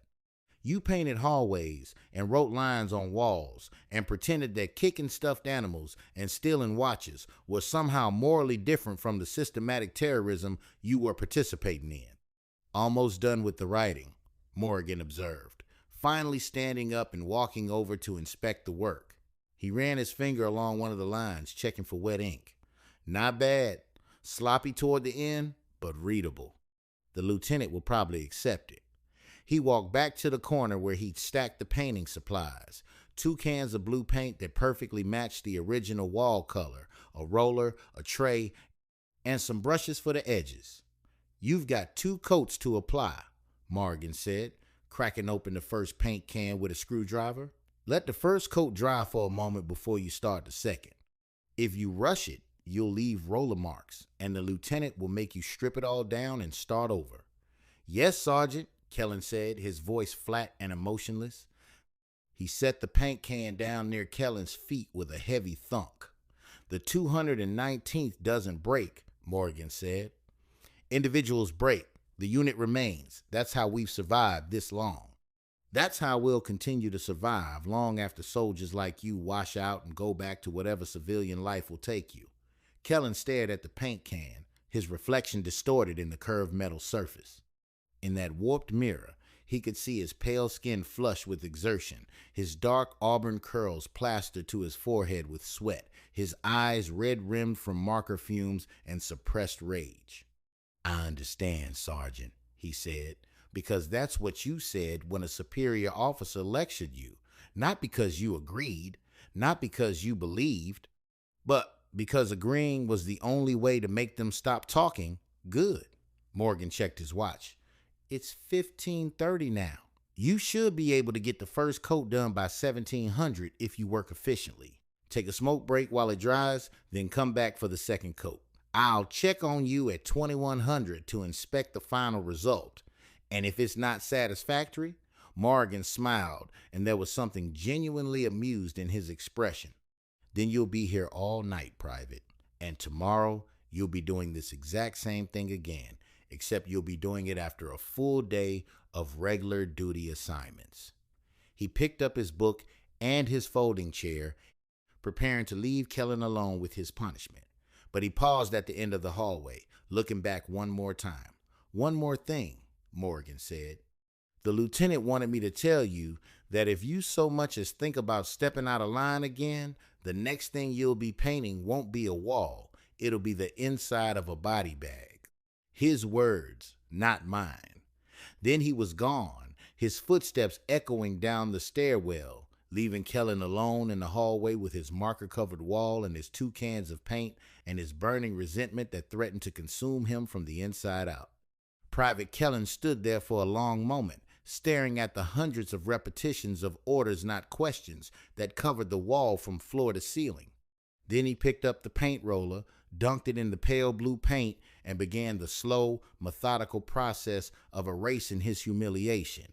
But as he rolled the paint over the words, covering up each repetition with a thin coat of institutional green, he couldn't help but think about that Crime Stopper's reward and what other questions he might be able to ask and get paid for once he figured out exactly who was interested in the answers. Orders, not questions, he thought bitterly.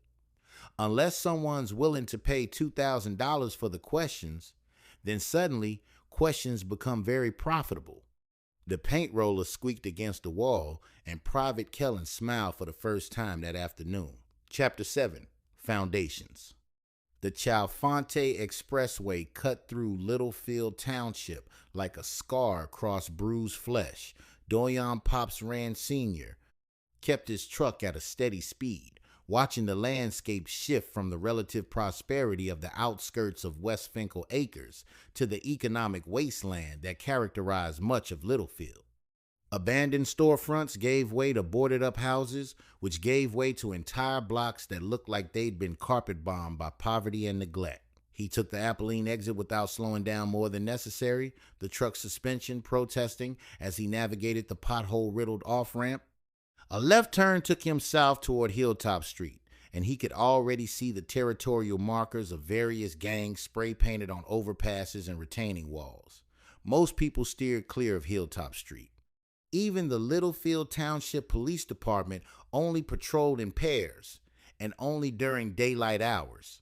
The gangs that controlled these blocks had turned the area into something that resembled a demilitarized zone more than a neighborhood. Pops had no such concerns.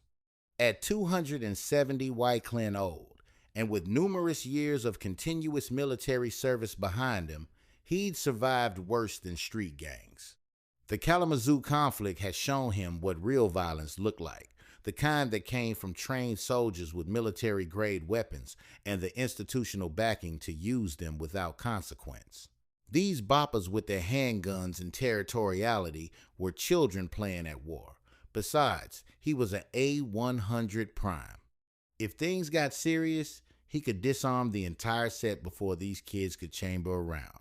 But that wasn't why he was here. He was here for his fifth-born son. The tire shop appeared on his right. The sign above the entrance read Hilltop Tire and Auto in faded letters, but everyone in Littlefield knew it as a hangout for the FA mob. The legitimate business took place in the front, while more mischievous activities took place in the back. Pops pulled into the parking lot and immediately spotted Coco Lawhorn leaning against the building's exterior wall, fingertips orange from the bag of cheese puffs that she casually munched on. She was young. He guessed no more than 40 Wyclin, with the kind of hard edges that came from growing up fast in places like Littlefield, one of Dottoro's captains, and reportedly one of his best.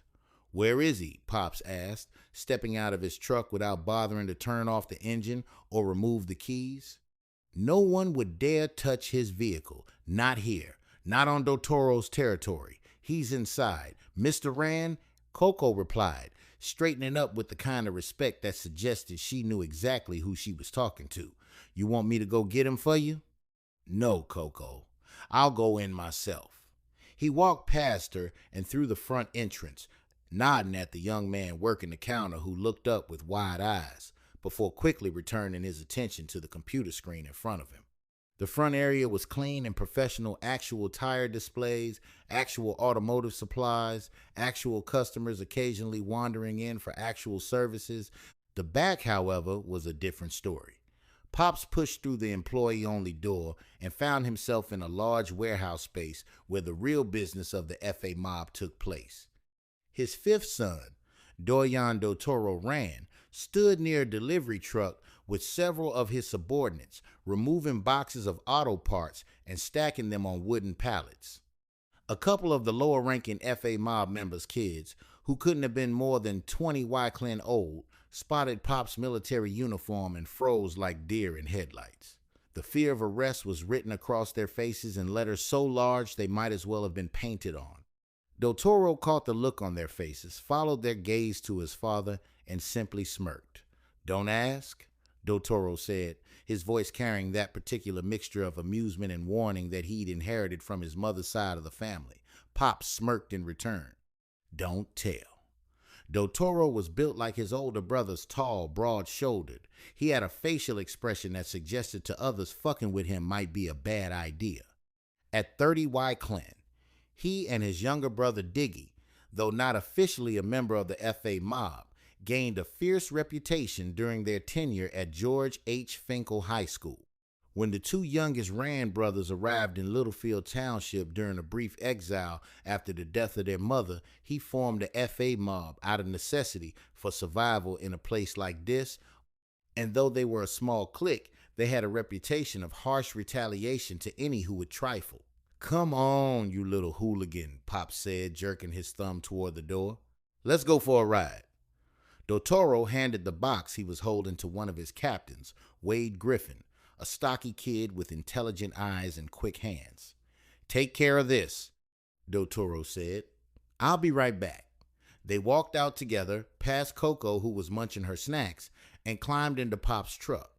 The engine was still running, still warm, and Pops pulled out of the parking lot without ceremony. For a few minutes, neither of them spoke. They just drove, the truck moving south down Hilltop Street while the landscape continued its slow deterioration around them. Finally, Pops broke the silence. "You done built a damn empire over here," he said, keeping his eyes on the road. "Look at you, natural-born leader. When are you going to enlist with the JDH? You can bring these guys with you and have your own squad in no time." Dottoro pulled out a box of cigars from his jacket pocket, lighting one up with a battered Zippo and tossing the plastic wrapper out the window. "I think I'll enjoy civilian life a little bit longer." "You don't enjoy civilian life that much," Pops countered. "Voss told me about the mission he assigned your cousin Peyton Brooks to. He also told me that you tagged along for that mission. I was just hanging out with my cousin Pops. Damn. Are you gonna keep riding me about enlisting? No. Pops took a turn onto a side street, heading nowhere in particular, just driving. That's not what I'm here to talk about anyway. Well, what's on your mind, Papa Bear? Dotoro asked, taking a long drag from his cigar. Your older brothers, have they talked to you about why they were kicked out of the Moravian monastery? Dotoro's expression shifted slightly, a flicker of something that might have been jealousy crossing his features. They haven't said anything to me about it. Truth be told, I'm still a little jealous that I didn't get to go with them. Without warning, Pops threw a right-hand jab at his son's face, his left hand still on the wheel. Dotoro's block was automatic, instinctive, his forearm coming up to deflect the blow before his conscious mind had even registered the attack. The cigar never left his mouth. Pops chuckled. Looks like my training's working out pretty good for you. As I told you, Dotoro replied, settling back into his seat and taking another drag from his cigar as if nothing had happened. You are too young for the monastery, Pops explained, his voice taking on that patient tone he used when he was actually trying to teach something instead of test it. You have to be at least 50 Wyclin old. That's why you and Diggy had to stay here. I didn't want to break you boys up. I understand that you're growing up and all that, and the little brother thing is getting old to you. He paused, taking a turn back toward Hilltop Street. I also understand that, for most of your life, people have been trying to kill you, people who know how. That's why I want to make sure that each of you have the proper training you need. You were prophesied. I wasn't. That means you will grow on to do great things. I don't know how much longer I've got to make sure that you've learned all that I can teach you. Dotoro was quiet for a moment, the cigar smoke curling around his face like morning fog. Well, in 4 years, I'll be old enough to go to the monastery. Diggy will be old enough pretty soon, too.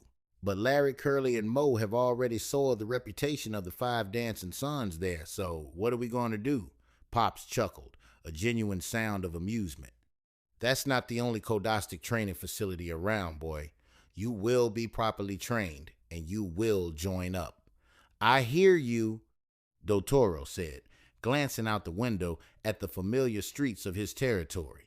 They pulled back into the tire shop parking lot a few minutes later.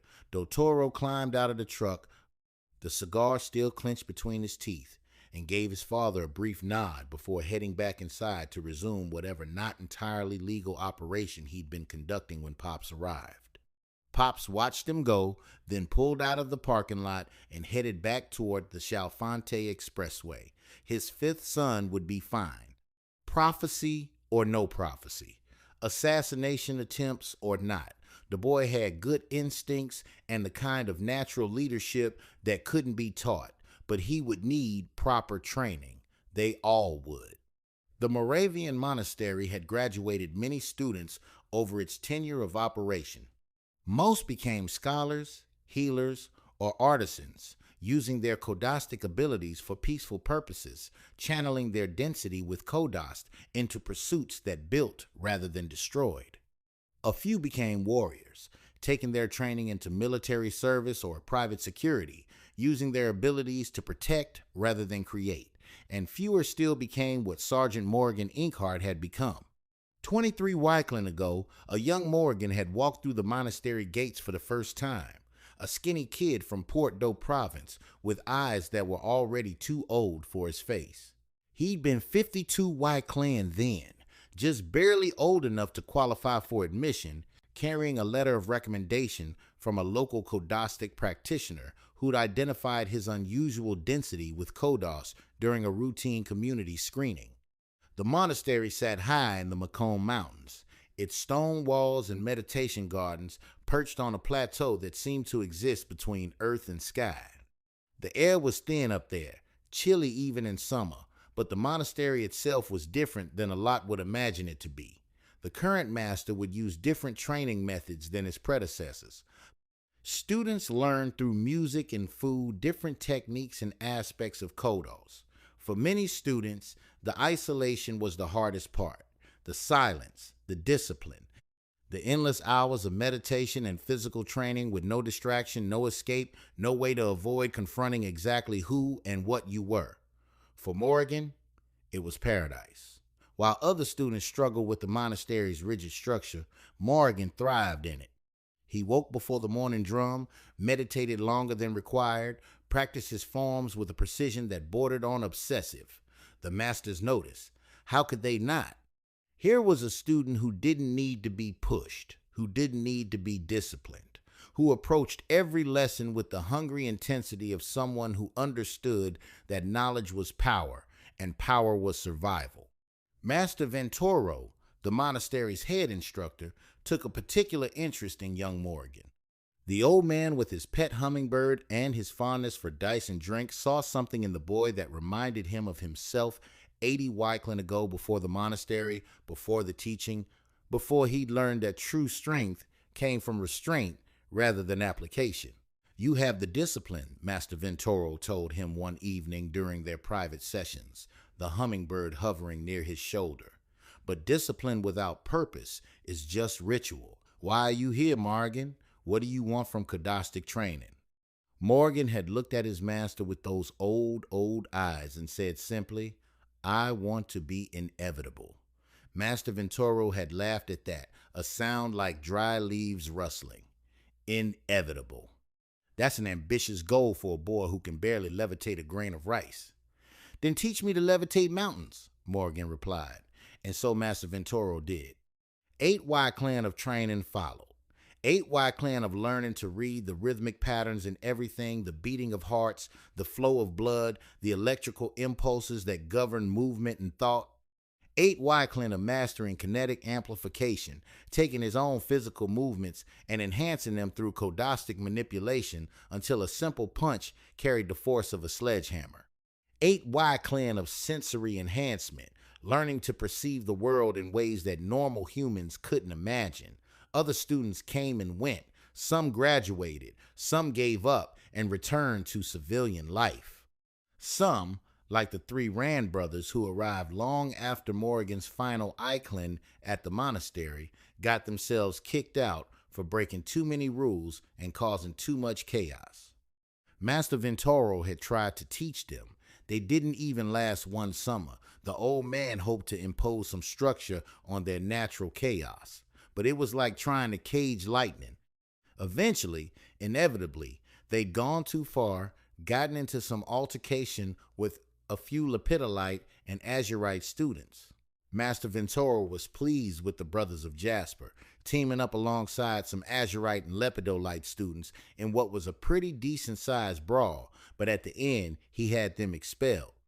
The masters at Moravian would often seek out rival students, pitting them together in both task and confrontation, utilizing the educational moments of whatever transpired. But the Rand brothers had gone too far. It endangered the education of the whole monastery. A waste, Master Ventoro said as he watched the boys leave. Those boys are more free than we could ever be, he said to his pet hummingbird as he hovered around his finger. Morgan Inkhart, on the other hand, was an exceptional student at the Moravian monastery. He met the expectations of most of his masters. He exceeded the expectations of others. Inkhart graduated with honors, one of only 12 students in his cohort to complete the full 8 Wyclin program. The monastery had offered him a position as an acolyte, a chance to stay in the mountains and pass on his knowledge to the next generation of practitioners. He declined. Instructing was for those who'd given up on doing. Morgan wanted to do. He descended from the Macomb Mountains and enlisted in the military the same week, joining the 219th MM5 Southeast Division as a private. The recruitment officer had been thrilled to have a Moravian graduate in his ranks. Codostic practitioners were highly valued in the military, their abilities providing tactical advantages that conventional soldiers couldn't match. But Morgan had learned something important during his time at the monastery. The most powerful weapon wasn't the one everyone could see. It was the one no one knew you had. So he'd filed his Moravian credentials under personal education rather than military qualifications. He'd listed his Codostic abilities as moderate rather than advanced. He'd made himself appear competent but not exceptional, skilled but not threatening, useful but not indispensable. And he'd risen through the ranks, slowly, carefully, making sure that each promotion was earned through conventional means, tactical skill, leadership ability, strategic thinking. Never through Codostic displays, never through demonstrations of power that would make his superiors nervous or his peers jealous. By the time he made sergeant and was assigned as Lieutenant Faceless Demtase's second-in-command, no one in the 219th remembered or cared that he'd once spent 8 Wyclin in a monastery learning to read the rhythms of the universe, which was exactly how Morgan wanted it. Faceless was a A100 level combatant, vicious and efficient, with the kind of tactical mind that made him perfect for operations like Bounty Oath. But Faceless had a weakness. He was predictable. His sadism was consistent, his methods were established, and his ego made him underestimate threats until they were right on top of him. Morgan had no such weaknesses. Morgan was patient, Morgan was calculating, and most importantly, Morgan was underestimated. He served under Faceless not because the lieutenant was his superior in skill, but because the position served Morgan's long-term goals. As Faceless's second-in-command, Morgan gained combat experience, command training, and political connections. When the time was right, when the opportunity presented itself, Morgan would make his move, not for glory, not for recognition, but because he'd learned at the monastery that true power came not from being the strongest, but from being the last one standing when everyone else had destroyed each other. Inevitable. That's what he told Master Ventoro he wanted to be. He was well on his way. The barracks room was small and Spartan. A bed, a desk, a footlocker, and a window that looked out over the 219th's training ground. Sergeant Morgan Inkhart sat cross-legged on the floor beside his bed, his back straight, his hands resting palm up on his knees, his breathing slow and measured. To anyone who might have walked past his door, he would have appeared to be sleeping or simply resting, but Morgan wasn't resting. He was meditating. His consciousness expanded beyond the confines of his physical body, sensing the rhythms of the barracks around him. 73 heartbeats on this floor, 18 in the room directly below, 4 in the hallway outside. Each one had its own rhythm, its own pattern, its own unique signature of electrical impulses and blood flow. Morgan could read them all, tracking the movements and emotional states of every soldier within his sensory range. 3 floors down, Private Kellen was painting a hallway wall, his heart rate elevated with resentment and barely suppressed rage. Interesting.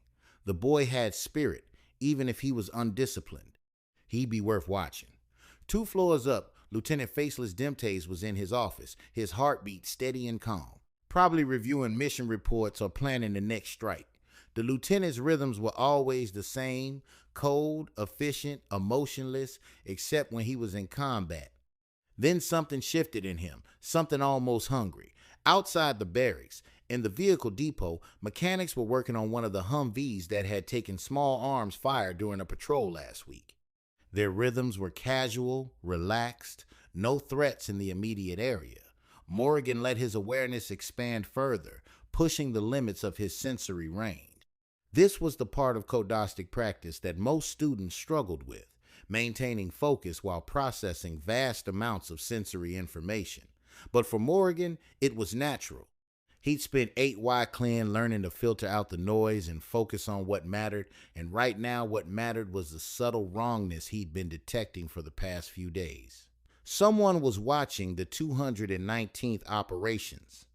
He'd felt it during the McFarland strike, external observers, with their own rhythms, their own patterns, positioned in locations that suggested professional surveillance. The feeling had been faint, fleeting, but unmistakable.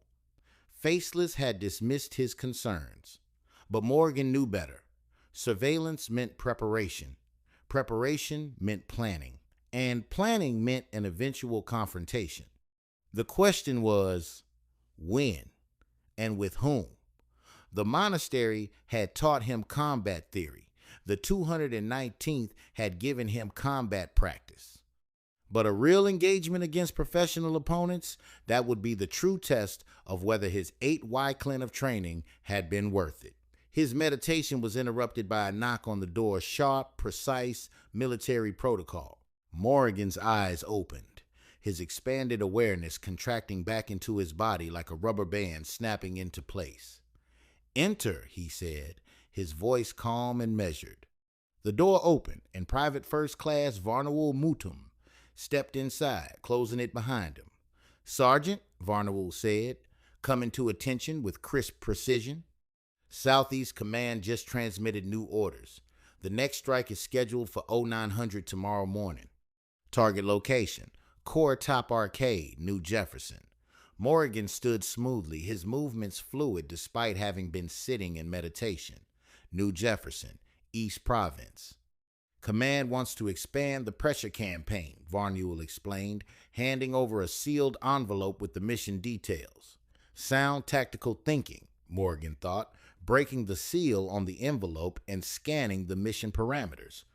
Whoever Desaligic was, they understood military strategy. "Has Lieutenant Demtase been briefed?" Morgan asked. "He's reviewing the mission specs now.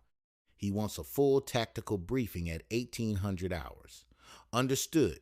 Inform the lieutenant I'll have a preliminary recon assessment ready by then." Morgan tucked the envelope under his arm. "Anything else, Private?" Varnawal hesitated for just a moment, and Morgan caught at a slight elevation in heart rate, a subtle shift in breathing pattern. The private wanted to say something, but was uncertain whether he should. "Speak freely, Varnawal," Morgan said, keeping his tone neutral but not unkind. "Sergeant, respectfully, there's been talk among the troops about the surveillance we've been detecting. Some of the men are concerned that we're being set up for an ambush." "And what do you think, Private?" Varnawal met his eyes, and Morgan saw the intelligence there, the careful calculation of a soldier who thought before he spoke. "I think anyone smart enough to conduct surveillance is smart enough to know that surveillance can be detected, which means either they're amateurs who don't care if we know they're watching, or professionals who want us to know they're watching." "Go on." "If they're amateurs, we have nothing to worry about. If they're professionals." Varnawal paused. "If they're professionals, then the surveillance is part of a larger strategy. They're gathering intelligence, yes, but they're also sending a message. We see you, we're coming, and we're not afraid of you knowing about it." Morgan smiled, a rare expression that didn't quite reach his eyes. "You're smarter than you look, Varnawal. That's a valuable quality in this unit." "Thank you, Sergeant. Your assessment is correct. We are being watched, and we will eventually be confronted. But that's not a problem. It's an opportunity. Our enemy, whoever they are, has revealed themselves through their surveillance. They've shown us they're interested, they're organized, and they're confident."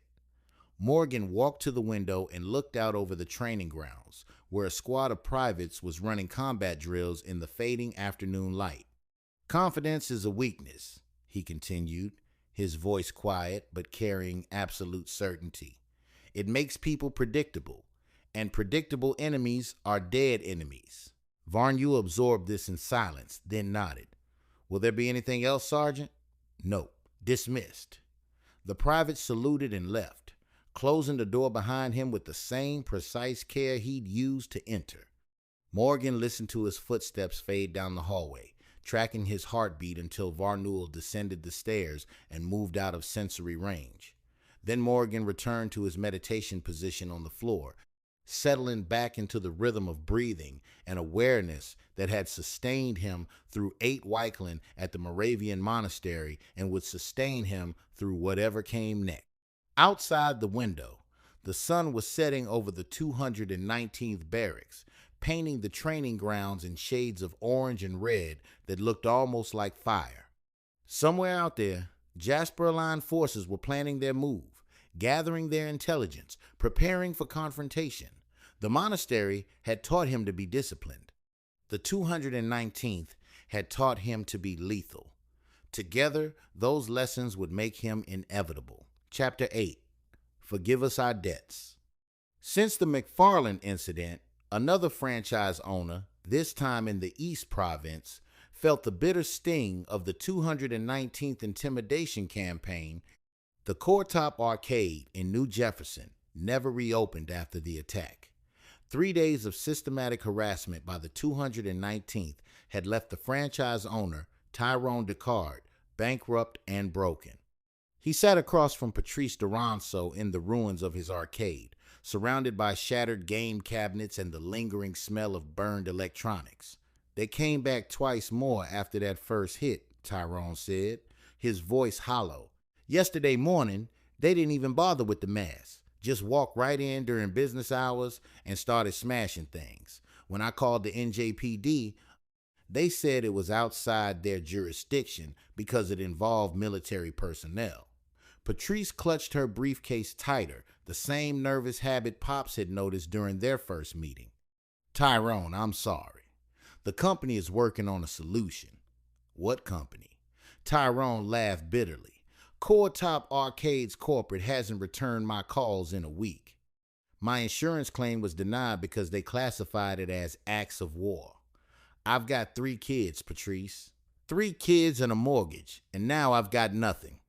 Patrice sighed, her gaze dropping shamefully to her feet. The weight of what she'd heard third-hand whispers from corporate, fragments of conversations she wasn't supposed to be part of, pressed down on her shoulders like a physical thing. I've heard whispers from the top at corporate, she said quietly. There were purchases of land with intentions to build new facilities to sell to up-and-coming franchise owners for the fourth quarter. Corporate found out that the lender was involved in some sort of illegal slave labor operation. She looked up briefly, meeting Tyrone's eyes. Concerned about saving face to the public, they decided to try to transfer the loans, but the lender refused. Tyrone stared at her, his expression shifting from despair to disbelief to something that looked dangerously close to rage. I don't understand this. The first 2 quarters of this year were some of the best in company history. I know the company had the funds to pay off the lenders, and then some. His voice rose with each word. You mean my family is about to be out of a home because corporate won't pay its bills? Who did corporate borrow from anyway? The Italian mob? I'm getting the account third hand myself, Patrice said, her voice barely above a whisper. I only heard mention of a fat woman. Tyrone's laugh was sharp and bitter, a sound with no humor in it whatsoever. Well, isn't that just fine and dandy? He said, his words dripping with acid. Because the fat woman is at my door singing now. Through the cracked storefront window, a military Humvee cruised slowly past the destroyed arcade. The 219th wasn't even making an attempt at being subtle. Faceless Demtase sat in a command bus parked behind the Jefferson Road Plaza, studying reconnaissance photos of the next target. His ski mask pulled up above his eyes, a rare moment for the lieutenant. Only practiced in solitude, few under his command had ever truly seen his face, thus the name Faceless. His subordinate, Sergeant Morgan Inkhart, waited at attention behind him as he sat facing the display console. Sergeant, what's our timeline on the Corktown location? Demtase asked, his voice carrying the flat tone of someone who had given too many orders to count. 5 hours, Lieutenant, Morgan replied. He was younger than his superior, maybe 95 Weichland, with the kind of lean build that came from years of military conditioning. Intelligence reports they received a large shipment of new arcade machines yesterday. Perfect timing for maximum impact. Excellent. Demtase traced his finger along a map of the southeastern arcade locations. After Corktown, we moved to the Springwells franchise, then the 2 locations in Warrendale. By the end of the week, Core Top Arcade should be ready to negotiate. Morgan shifted slightly, a question forming on his lips. Lieutenant, if I may ask, what exactly are they negotiating? The briefing mentioned contractual obligations, but that's not our concern, Sergeant. Demtase's tone cut off the question cleanly. Our job is to apply pressure until command indicates we should stop. The details of their business arrangement are above our pay grade. The lieutenant walked to the window of the bus and looked out at the city sprawling beyond the plaza. Somewhere out there, he knew people were watching. The 219th had detected surveillance equipment at 3 different locations, professional grade, military standard. Someone was taking a very close interest in Operation Bounty Oath. "Sir," Morgan ventured, "there have been reports of possible hostile surveillance during our operations. Should we adjust our protocols?" Demtase smiled, and the expression transformed the scarred landscape of his face into something predatory. "Let them feast their eyes on the glory of the Azarites in action, Sergeant. When they're ready to make their move, we'll be waiting." The Port Dos City office complex on 3rd Street was one of those anonymous glass and steel structures that could have been anywhere in the nation. 12 stories of tinted windows, generic modern architecture, and a lobby directory board listing enough businesses to fill a small city.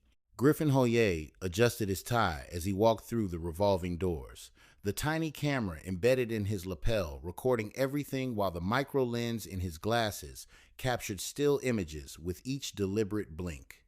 He dressed the part, carefully expensive suit, leather briefcase, the slightly eager expression of a businessman looking to expand his operations into new office space. The receptionist at the front desk looked up with a professional smile. "Good afternoon, sir. How can I help you?" "Carl Joyce," he said, using one of his cover identities. "I have an appointment with property management. I'm looking to lease office space for my consulting firm." "Of course, Mr. Joyce.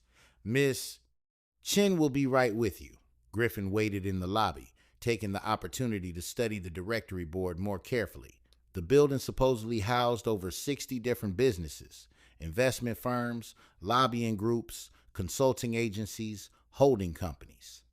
Yet the parking lot outside had been nearly empty, and the lobby had the quiet, sterile feel of a building that wasn't actually being used for much of anything. Suspicious. "Mr. Joyce?" A middle-aged woman appeared from a hallway, clipboard in hand. "I'm Patricia Chen, Property Management. Thank you for your interest in our facility. Shall we take a tour?" "Absolutely," Griffin replied, following her toward the elevators. It was a brief tour, and with each floor they visited, Griffin's suspicions deepened. "Miss?" Chen showed him several available office suites, all perfectly maintained, all completely empty. When he asked about the other tenants, she provided vague responses about consulting firms and investment groups that apparently operated so quietly they might as well be ghosts.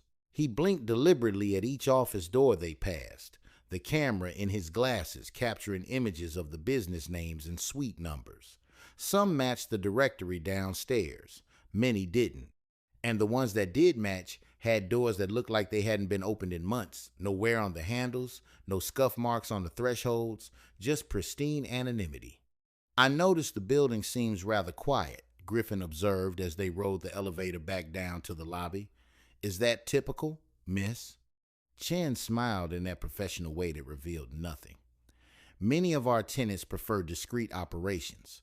Low foot traffic is actually considered a benefit by some of our clientele." "I see," Griffin said, though he saw quite clearly that this was a shell game, a building full of fake businesses existing only on paper, probably for tax purposes or money laundering or any number of activities that required the appearance of legitimate operations without the substance. He thanked Miss Chen for her time, collected her business card, and promised to be in touch about leasing terms. Then he walked 3 blocks south of 3rd Street, where a nondescript communications van was parked between a delivery truck and a sedan with expired registration. Griffin knocked twice on the rear door of the Signal, and it opened immediately. He climbed inside to find 2 JDH communications specialists surrounded by monitoring equipment, their faces illuminated by the glow of multiple screens. "How'd it go?" one of them asked. "Buildings up front," Griffin replied, removing his glasses and unplugging the data cable from the tiny port hidden in the frame. "Maybe 10% actual occupancy, if that. The rest is just names on doors." He handed over the glasses and began removing his tie, unplugging the lapel camera and passing both devices to the technician. Within minutes, the footage was uploading to the van's main computer system, images and video streaming across the screens in neat, organized files. Run cross-reference on all the business names, Griffin instructed. Check them against provincial business registries, tax records, corporate filings, everything. The technicians got to work. Their fingers flying across keyboards while algorithms searched databases and compiled reports. Griffin watched the results populate on the screen, feeling his frustration mount with each entry. Link Consulting Group, no business license on file. Good investment partners. No tax returns filed in 3 Wyclin P. Funk Holdings, LLC. Dissolved 2 Wyclin ago. Still listed as active tenant standard strategic advisors. No public records found, goddammit, Griffin muttered. The whole building's a paper mill. Shell companies on top of shell companies. We could spend months trying to unravel this and still not find out who actually owns the place or what they're using it for. He needed a different approach, something less conventional. Something that didn't rely on public records and database searches. Griffin pulled out his secure satellite phone and scrolled through his contacts until he found the number he needed. He pressed dial and waited. The phone rang 3 times before a woman's voice answered. "Hey, Uncle Griffin." "Star," he replied. "I need a favor. Professional consultation. Are you available? Depends on what you need and what you're paying. Standard CCI rates. Billed through JDH. Surveillance operation, probably 5 to 7 days of field work. Target is military. A100 level combatant. Trained in counter surveillance. Not an easy tale." There was a pause on the other end of the line, and Griffin could almost hear his niece's calculating mind working through the variables. "You and Chucky don't phone home too often these days. What's the situation? Contract protection for a civilian company being harassed by a 219th officer? We've hit dead ends on signals, intelligence, and corporate records. We need boots on the ground, someone who can follow this guy and find out who he's working for. Someone who can get close without being made."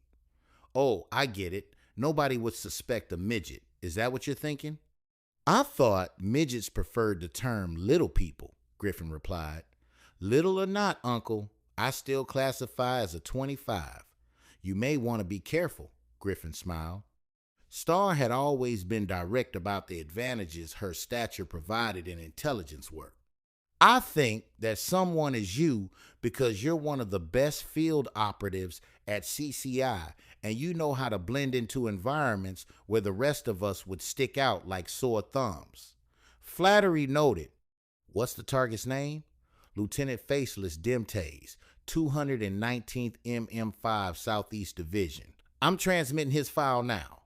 Griffin nodded to one of the technicians, who began uploading the encrypted data packet. "Everything we have, photos, duty schedule, known associates, vehicle descriptions. It's not much, but it's a start." Star was quiet for a moment, presumably reviewing the file as it came through. Faceless Demtase. That's a hell of a call sign. What'd he do to earn it? From what we can tell, he keeps his face covered during operations. Ski mask, balaclava, that sort of thing. Very few people outside his immediate unit have ever seen him without it. Makes him harder to identify, harder to track. Smart, Star admitted. Paranoid, but smart. "What do you need to know about him?" "Everything. Where he goes when he's off duty, who he meets with, what his routines are. We've been trying to connect him to whoever's financing these harassment operations, but we keep hitting walls. I need you to find the connection." 5 to 7 days, you said? "Longer if you need it. This is open-ended until we get actionable intelligence. Standard rates plus hazard pay," Star said. "If this guy's as dangerous as his file suggests, I'm not taking unnecessary risks for standard compensation." "Agreed. When can you start?" "Give me a little time to review the file and prep my equipment. I'll pick him up at the Southeast Division barracks tomorrow morning and take it from there. You want daily updates or just a final report?" "Daily," Griffin replied. "This situation's fluid. If you discover something time sensitive, I need to know immediately. Copy that. I'll be in touch. The line went dead. Griffin pocketed his phone and turned back to the technicians, who were still running database searches on the office building's phantom tenants. Keep working on those cross-references, he instructed. But I want this van repositioned. We're done with the office complex. It's a dead end, and we're wasting resources trying to crack it. Where do you want us? One of the technicians asked. Back to FA. We'll wait for STAR's surveillance results and plan our next move from there. Griffin took one last look at the screens, at the endless lists of fake businesses and dissolved corporations, and felt the frustration of a hunter who'd been chasing shadows. But that was about to change. Star Hoy didn't chase shadows. She followed people, watched them, documented their movements with the patient precision of someone who understood that everyone, no matter how careful, eventually made mistakes. And when Faceless Demtase made his mistake, Star would be there to document it. 6 days later, JDH headquarters Griffin sat in his office at the JDH Command Center, reviewing the daily surveillance reports Star had been sending. The first 3 days had been frustratingly routine. Faceless going to and from the barracks, conducting operations against Core Top Arcade's locations, returning to base, repeat. But on day 4, the pattern had shifted. Faceless had left the barracks at 2,100 hours in civilian clothes, driving his personal vehicle, a dark blue sedan that Star had immediately began following at a discreet distance. He'd driven south into Woodbridge, crossed the Lodge River, and pulled into the parking lot of a massive housing complex that looked more like a prison than residential buildings, Ductal Keep. Star's reports from days 4, 5, and 6 had painted a picture that finally made everything click into place. Faceless visited Ductal Keep every night he wasn't on duty. He always went to the same tower, always to the top floor penthouse. And the woman who lived there, a woman named Cadie Tupel, was, according to Star's research, one of the most powerful criminal operators in the southern part of the province, drug trafficking, weapons smuggling, and most relevant to their current situation, debt collection and enforcement operations. Griffin had spent the past 2 days having Fox run every available search on Cadie Tupel, and the results had been illuminating. She had connections throughout the Azurite power structure. She ran Ductal Keep like a feudal kingdom, and she specialized in making sure that people who owed money to the wrong creditors paid up one way or another. Now, on the morning of day 7, Griffin sat waiting for Star to deliver her final report in person. The door to his office opened, and his niece walked in carrying a thick dossier. At 4 feet tall, Star Hoy had to use a small step stool to reach the chair across from Griffin's desk. But she did so with the unself-conscious efficiency of someone who'd long since stopped caring about the logistics of navigating a world built for taller people. She was dressed in civilian clothes, jeans, a hoodie, running shoes, the kind of outfit that let her blend into any urban environment without drawing attention. 7 days of surveillance, Star said, dropping the dossier on Griffin's desk with a satisfying thud, complete with photographs, movement logs, and enough documentation to establish pattern of life. Your Lieutenant Demtase is a creature of habit when he's off duty. Griffin opened the dossier immediately, flipping through page after page of surveillance photos. Faceless entering Ductal Keep. Faceless with Cadie Tupel on a penthouse balcony. Faceless leaving in the early morning hours to return to barracks. The same pattern, repeated night after night. Tell me about Cadie Tupel, Griffin said. Criminal queenpin, Star replied. She's been running operations out of Ductal Keep for at least 15 ICLIN. Started small, drug distribution, protection rackets, and built it into something much more sophisticated. Now she's got connections to politicians, business owners, military officers. If you need something illegal done in the southern province, she's either doing it or taking a cut from whoever is. And Faceless Demtase is romantically involved with her. Based on my observations, yes. I documented them together on multiple occasions. Dinner, walks through the complex, overnight stays. This isn't just business. There's a personal relationship there. Griffin leaned back in his chair, his mind working through the implications. So we have a military officer conducting systematic harassment campaigns against a civilian company, and he's personally involved with someone who specializes in debt collection and enforcement. That's the connection you've been looking for, Starr confirmed. I don't know the details of why Coretop Arcades is being targeted, but I'd bet money it has something to do with Tupel's operation. Either they owe someone money, or they cross someone who uses Tupel's services to collect, and Faceless is providing the muscle. More than that, he's providing military legitimacy. When the 219th shows up with tactical gear and Humvees, it's not just thugs breaking windows. It's a national military force conducting operations. That sends a much stronger message than anything Tupel's regular enforcers could deliver. Griffin closed the dossier and looked at his niece. This is good work, Starr. Exactly what we needed. You planning to do something about it, she asked. That's above my pay grade, Griffin replied. But I'm about to take this upstairs to Chucky, and he'll take it to Pops. What happens after that? He trailed off, looking at the photographs of Ductal Keep's fortified towers. Let's just say I don't think diplomatic solutions are on the table. Starr stood up from her chair, hopping down from the seat without using the step stool. Then I'm glad I'm just the intelligence gatherer on this one. You boys have fun with the shooting part. I'll send my invoice through CCI by the end of the week. Standard rates plus hazard pay, as agreed. Pleasure doing business with you, Uncle Griffin. She headed for the door. I'll walk you out, Griffin said, getting up and grabbing his coat. As they reached the parking lot on Petoskey Street, Pop's second youngest son, Doyen Dotoro Ran, just so happened to be walking by on the way to the family apartment building, presumably to see what was going on with his older brothers. Griffin couldn't help but notice the exchange of glances between Dotoro and his niece, a mild flirtatiousness that he decided to shrug off.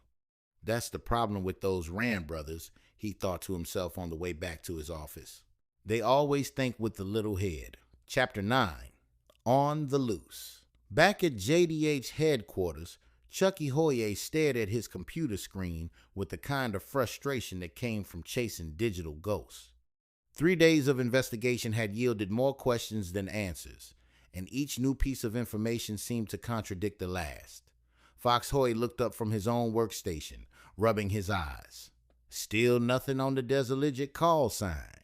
It's not in any military database I can access, not in corporate registries, not even in the black market communication networks. It's like they materialized out of thin air, Griffin added from across the room. He had just returned from another surveillance run on the Port Doe City office complex. And that building, it's a maze of shell companies and holding corporations. Half the businesses listed in the directory don't seem to actually exist. Chucky leaned back in his chair, the pieces of the puzzle scattered before him like a broken mirror. What about Coretop Arcade's political connections? Any campaign contributions, lobbying activities? That's the strange part, Fox said, scrolling through financial records. They're almost completely apolitical. No major campaign contributions to either Azurite or Jasper candidates, nor Jade, Lipidolite, or even Citrine for that matter. No registered lobbying activities. They seem to go out of their way to avoid political entanglements, which makes the whole political allegiance theory fall apart, Griffin observed. If they haven't made any political promises, what bounty oath could they have broken? The intelligence officer stood and walked to his map wall, where red pins now marked 7 different attack locations. The pattern was tightening around the province, but there was something else, a shape he couldn't quite identify. Maybe we're looking at this wrong, Chucky mused. Maybe the client isn't political at all. Maybe it's personal. Fox swiveled in his chair to face his older brother. Personal how? Faceless Demtase. What do we know about him when he's not wearing the uniform? Griffin pulled out a thick file folder. Not much. Real name classified, service records sealed, but I did manage to dig up some interesting intelligence through back channels. He spread several surveillance photos across the table. When he's off duty, he spends most of his time at a place called Ductal Keep. Chucky moved closer to examine the photographs. They showed a massive housing complex that looked more like a fortress than residential buildings. Concrete towers surrounded by chain-link fences, topped with razor wire, guard posts at every entrance. What is this place? Azurite-aligned housing project on the south side of Woodbridge, Griffin explained. Officially, it's subsidized housing for low-income families. Unofficially, it's run like a criminal enterprise by a woman named Cadie Tupel. The name meant nothing to Chucky, but something about the photographs nagged at him. The security was too sophisticated, too military in nature for a simple housing project. Tell me about Cadie Tupel. Griffin flipped to another section of the file. 132 Wyclin, no official military service, but our sources indicate she has connections throughout the Azurite power structure. She's turned Ductal Keep into a base of operations for everything from drug trafficking to weapon smuggling to debt collection. Debt collection? Chucky's head snapped up. That's the word on the street. If you owe money to the wrong people and can't pay, Cadie Tupel's organization will make sure you find a way to pay, one way or another. The pieces were starting to form a picture, but it was still blurry around the edges. Chucky walked to the window and looked out at the city beyond. And Faceless Demtase spends his time there? Almost every night he's not on duty. Intelligence suggests they're romantically involved. Chucky turned back to his brothers. So we have a military officer with access to national defense resources who's personally involved with someone who runs a criminal debt collection operation, conducting harassment campaigns against civilian businesses under the code name Operation Bounty Oath. You think Core Top Arcades owes money to Cadie Tupel's organization? Fox asked. I think that's the most logical explanation we've found so far.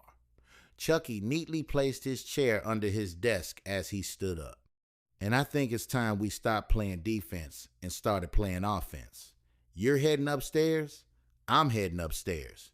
Chucky began for the hallway. If Faceless Demtase is the head of the snake, then we cut off the head. But first, we need to know everything there is to know about Ductal Keep. On the elevator ride up to the command floor, Chucky stared at the surveillance photos of the fortified housing complex. Somewhere in those concrete towers was the key to stopping the attacks on Core Top Arcades. The question was whether JDH was prepared to go into the Lion's Den to get it. At the 219th Southeast Division Command Center, Faceless Demtase stood over a tactical map of Warrendale spread across the briefing table, his fingers tracing the route from the Paul Freeway to the Warwick exit. The arcade sits in a shopping center here, Faceless said, tapping the intersection. Single access road, limited sight lines from the main highway. We'll stage 3 blocks north. Hit them during the morning delivery window, same as McFarland. Morgan Inkhart leaned over the map, studying the approach vectors. What about civilian traffic? That shopping center's gonna have other businesses operating. Acceptable risk, Faceless replied coldly. The more witnesses, the better. Fear spreads faster when people see it firsthand. He glanced at his watch. We move at 0900. I want the door open without a knock. Private First Class Varnual Mutum entered, his expression grim, a manila folder clutched in his hand. The interruption alone was unusual. Mutum knew better than to breach protocol during operational planning. Excuse the interruption, sirs, Mutum said, coming to attention. Private Kellen has gone AWOL. Faceless went very still. When? Sometime after midnight. He didn't report for morning formation. His bunk was empty. His gear is gone. Mutum hesitated, then added, Sir, there's more. A communications terminal was accessed at 2300 hours. He pulled up operational files for Warrendale. The temperature in the room seemed to drop 10 degrees. Morgan straightened from the map, his hand unconsciously moving toward his sidearm. Are you telling me, Faceless said, his voice dangerously quiet, that a private under my command has deserted with classified operational intelligence? Yes, sir. It's also possible that he has leaked plans for the next attack to unknown sources. Faceless's jaw tightened, the scars on his face seeming to deepen in the harsh fluorescent light. He'd known Kellen was trouble after the McFarland incident, the attempted theft, the emotional outburst with the stuffed animal, but desertion, information leaks, that was beyond sloppy. That was treasonous. Private First Class Mutum, Faceless said, his voice carrying the cold finality of a death sentence. I want you and Sergeant Inkhart to locate Private Kellen immediately. And when we find him, sir? Mutum asked, though the answer was obvious. You eliminate him immediately. No interrogation, no transport back to base, no military tribunal. Faceless leaned forward over the map, his eyes hard as stone. That little shit has compromised operational security and endangered this unit. He's a liability, and we deal with liabilities permanently. Morgan nodded once. Copy that, Lieutenant. Any leads on where he might have gone? Check his known associates, family addresses, anywhere he might feel safe. Faceless turned to the command center computer station and began scrolling through personnel files. His service record lists a mother in the city of Springwells. Start there, and Morgan, make it look like an accident if possible, but don't let that slow you down. If it has to be messy, make it messy. Understood, sir. Mutum and Morgan exchanged a glance, then saluted in unison. Yes, sir. As the two sergeants moved toward the door, Faceless called out one final time. Morgan! His second in command turned back. Don't disappoint me on this, Faceless said. Kellen made me look like a fool who can't control his own men. I want that corrected, permanently. It will be, sir. The door closed behind them, leaving Faceless alone with his tactical map. He stared down at Warrendale for a long moment, his mind calculating risks and contingencies. If Kellen had leaked the Warrendale operation, they could be walking into a trap. Coretop Arcades had hired professional help. The surveillance at McFarland proved that. If they knew when and where the next attack would happen, but no. Faceless wouldn't give them the satisfaction of changing plans. The Warrendale operation would proceed exactly as scheduled. If Coretop's hired muscle wanted to show up, let them. He'd welcome the opportunity to send an even stronger message, one written in blood instead of broken arcade machines. He pulled out his radio and keyed the frequency for the convoy commanders. All unit leaders, this is Demtase. Warrendale operation is confirmed for 0900. Full tactical loadout, and I want everyone carrying live ammunition. Rules of engagement have changed if we encounter hostile opposition. You are authorized to use lethal force. One by one, the confirmations came back. Copy that. Roger. Understood, sir. Faceless set down the radio and returned his attention to the map, a thin smile playing across his scarred lips. Private Kellen had made a mistake, probably his last one.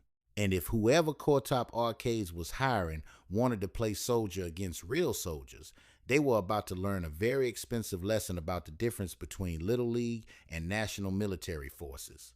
Let them come. As Chucky stepped off of the elevator and onto the command floor, he could already hear the familiar sound of Pop's voice yelling. If you serve under Pops long enough, you know there are two different types of yelling. Yelling at a subordinate soldier and yelling at a family member. Even when yelling at family members under his military service, he still had a sort of military protocol to the yell. This was obviously a non-military family member he was yelling with. Chucky stood at attention behind Pops, waiting on him to complete his phone call. This, obviously, was his sister Ruby Jean Rand on the other end of the line, as he heard him say, "God damn it, Kip, if you keep bailing him out of jail, he's gonna keep fucking up. That's why I let him sit to give him some time to reflect on whatever stupid thing he did to get him there in the first place." Chucky knew instantly that Pops was talking about his first son, Job. He wasn't a Maxwell like the other five whose mother had died Wyclin ago. This son was from his original marriage. The marriage that came to an abrupt end shortly after the birth of Ghettofinger. You think you're helping him, Kip, but you're not. You're enabling him. Now he knows whenever he gets that one phone call, you're the number to dial. I gotta go, Ruby Jean. An important report just walked in. I'll talk to you later. He hung up the phone and turned to Chucky. Hoy, you're a lifesaver. I don't know if you're gonna want to kiss or kick after you hear what I've got to say, Chucky replied. I've got some updates on the Core Top Arcade situation. Not much information on Faceless Demtase on duty. Off duty, however, I think we got a lead. He spends a lot of time with a girlfriend of his named Cadie Tupel at the Ductal Keep housing projects in the city of Woodbridge off the Lodge River. And you thinking we should move in on this Ductal Keep? Pops asked. If it was simple enough, yes, Chucky answered. But I know our client wants discretion, and as it turns out, Cadie Tupel runs a criminal enterprise out of these projects. High military specs, probably provided by a boyfriend. So we'd have to send in a special team. I'll give you 8 guesses on who I'm gonna send, Pops replied, but you'll only need 4. But first, I think it's time we start slowing down these aggression campaigns. If Core Top Arcades aren't making any money, they're not gonna be able to pay us once we get the job done. I doubt the boys will need backup for this particular operation, but I've got it available in case they do. Maintain surveillance on the 219th activities around the arcades. If Faceless as much as pulls up at a truck stop near one of those franchises to take a shit, I want the boys there quicker than he can reach for toilet paper. As Pops dismissed him with a salute, Chucky felt the weight settle in his chest. This wasn't about saving the world, just protecting the client's bottom line. Still, it meant blood on someone's floor. Chapter 10, Planning the Strike. The Core Top Arcades location in the city of Warrendale, deep west central Port Dew province, had seen better days. It wasn't necessarily the flagship franchise, one of the older establishments. The original proprietor had died 17 Wyclan ago and inherited it to his nephew. To call the good fortune of this nephew throwing pearls to swine would be an understatement. The nephew had no business sense whatsoever. It barely made profit. The only reason he kept it open was the access to all of the single mothers who would bring their children for birthday parties. He would stalk them like a bird of prey, lower them to his office, and let's say exchange tokens for kisses. When the original proprietor opened the establishment inside of the shopping center at the intersection of Warwick off of the Paul Freeway 23 Wyclan ago, that particular section of the city of Warrendale was much better off. Now, the once thriving grocery store inside of that shopping center was a church. The former electronics shop where you could pick up stereo speakers was now a bakery that specialized in 3-day-old donuts. The health rating at the restaurant at the far end of the shopping center that the original proprietor used to have lunch at every day had scooched down like a third passenger entering the back door of a vehicle with a missing driver's side handle. Welcome to the Warrendale Core Top Arcades location, ladies and gentlemen. Al Flint announced on the radio, where the pizza blows out more candles than the children. We hope you enjoy our urine-scented furniture, and feel free to sample our delicious seafood in the women's room. I'm guessing you won't be bringing any children here for a celebration? Ghettofinger asked. Not unless I was disciplining that child for doing something horrible, Al Flint answered. The original plan for Ghettofinger and his team was to begin reconnaissance on Ductal Keep. But a recent intelligence report about 219th activity heading towards Warrendale called for a change of plans. So Pops instead sent Tyler J. Voss, Doug Rand, Quincy Glenn, and Bakar Kibbe to stake out the Ductal Keep housing projects in Woodbridge. Ghettofinger, Tazakai, Al Flint, and Mazakor were sent to Warrendale. Heads up, Tazakai called out on the radio. Azurite convoy, westbound on the Paul. If they get off at the Warwick exit, Ghettofinger announced, I want them taken out before they can pull into that shopping center. Copy that, Mazzacor replied. How do you want to handle this, Ghetto? Al Flint chimed in on his radio. Bullets or blades? You know how we do it, Guido Finger replied. Let's make it interesting. We'll go blades. That is exactly why I saved my best scotch for you, team leader, Al Flint replied with a grin on his face. You really know how to show a lady a good time. Before the first Hummer of the 6-vehicle convoy made it onto the exit ramp for Warwick, the 4 team members had made a dash from their separate locations. Their all-black tactical gear, blending them with the shadows of air conditioning units, chimneys, and billboards as they moved with supernatural speed from rooftop to rooftop. Al Flint was the first to strike, pulling out his battle axe and leaping from the 5th floor rooftop onto the lead Hummer, denting the hood as he landed. With one swing of his axe, the Azurite military Humvee was now convertible. The occupants inside opened fire while the vehicle was still moving down Warwick, but Al dodged each shot with the grace of a ballerina, plunging his axe into the 1st, 2nd, 3rd, and 4th before the Hummer toppled on its side in the middle of the road. Guido Finger landed on the driver's side of the 4th Humvee in the convoy, right behind the Azurite armored personnel carrier. Ripping the door handle off, he simply grabbed hold of the roof and kicked inside of the vehicle, ejecting driver and shotgun passenger onto Warwick in front of oncoming traffic. The remaining 2 passengers in the back seat simply bailed as the vehicle continued moving. Mazzacor was putting up a decent fight, maintaining his grip on top of the armored personnel carrier. Tazekai wasn't so lucky. He had landed on the 2nd Hummer. Before he could properly place his footing for balance, the driver swerved out of the way of the APC behind him and slammed on the brakes, sending Tazekai flying across Warwick. He landed on the windshield of a for-sale Monte Carlo in the front entrance of the parking lot of the shopping center.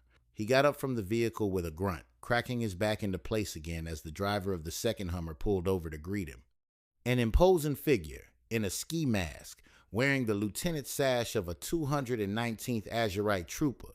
Let me guess, you must be Faceless? Tazekai asked. And who the fuck are you? Faceless Demtase spat out. A friend of a friend, Tazekai answered, pulling out his 2 combat blades.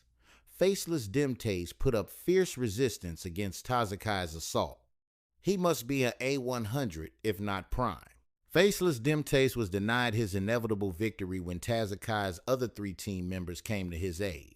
Demtase was already aware that he was no match for these 4 combined not with the remaining soldiers he had.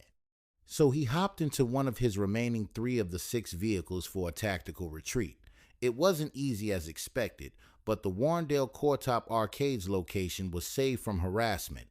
For now, the mission was a success. Time to head back to HQ to see what information, if any, the 2nd team had available for Ductal Keep.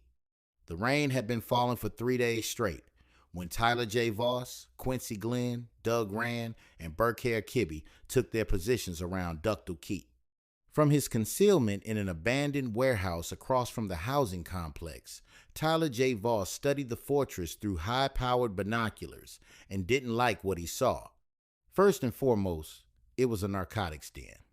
60% of the residents in this housing project, and that was a polite guesstimate, were fiends. Cadie Tupel would not have to leave her top-floor apartment to make 32,000 inches one day from narcotics alone. The only people in these projects that aren't getting high are the ones that work for Tupel. Watching the top 2 floors of one of the dozens of 1-4-story structures, it was clear to Tyler J. Voss that Tupel had did some sort of unauthorized renovations and made the top of the structure her palace. From all the illegal activity going on, he highly doubted that she would take the time to go to the City of Woodbridge municipal offices to apply for construction permits. He was amazed at the plushness of what he could see in the top floor windows through his binoculars. He himself, being from Finkel Acres, could attest. Never underestimate the cheap labor of a fiend. They could build a house around you before you realized that they had broken into yours. There were closed-circuit cameras all over the place that didn't look government-funded, at least not for public housing. Local thugs walked around with Uzi submachine guns in the open, This place is locked down tighter than a submarine, he muttered into his radio headset. I count at least 12 guard posts, motion sensors on every approach, and what looks like military-grade surveillance equipment on every building. Copy that. Quincy Glenn's voice crackled through the static from his position on the south side. I've got eyes on the main entrance. 2 checkpoints, armed goons with automatic weapons, and they've got eyeballs on everyone coming and going. They might as well be checking for IDs. This isn't just a housing project, it's a goddamn military base. Doug Rand, perched on a water tower a few blocks away with a high-powered scope, chimed in with his usual irreverence. Man, how is Pops gonna send us to this ghetto-ass project yard? I'm not worried about Faceless Demtase or Cadie Tupel here. It looks like the roaches will beat your ass down and take your shoes in this place. Tyler J., take a look at this. See that central courtyard? Fire escape. West wall of the building. I got eyes on it, Doug. Tyler J. Voss replied. I bet you think that's a soft entry, don't you, Doug asked. Damn, Doug, I think you found the spot with the least cameras. Guess again, Kimo Sabe. Scroll your binoculars up. 4th floor. Window.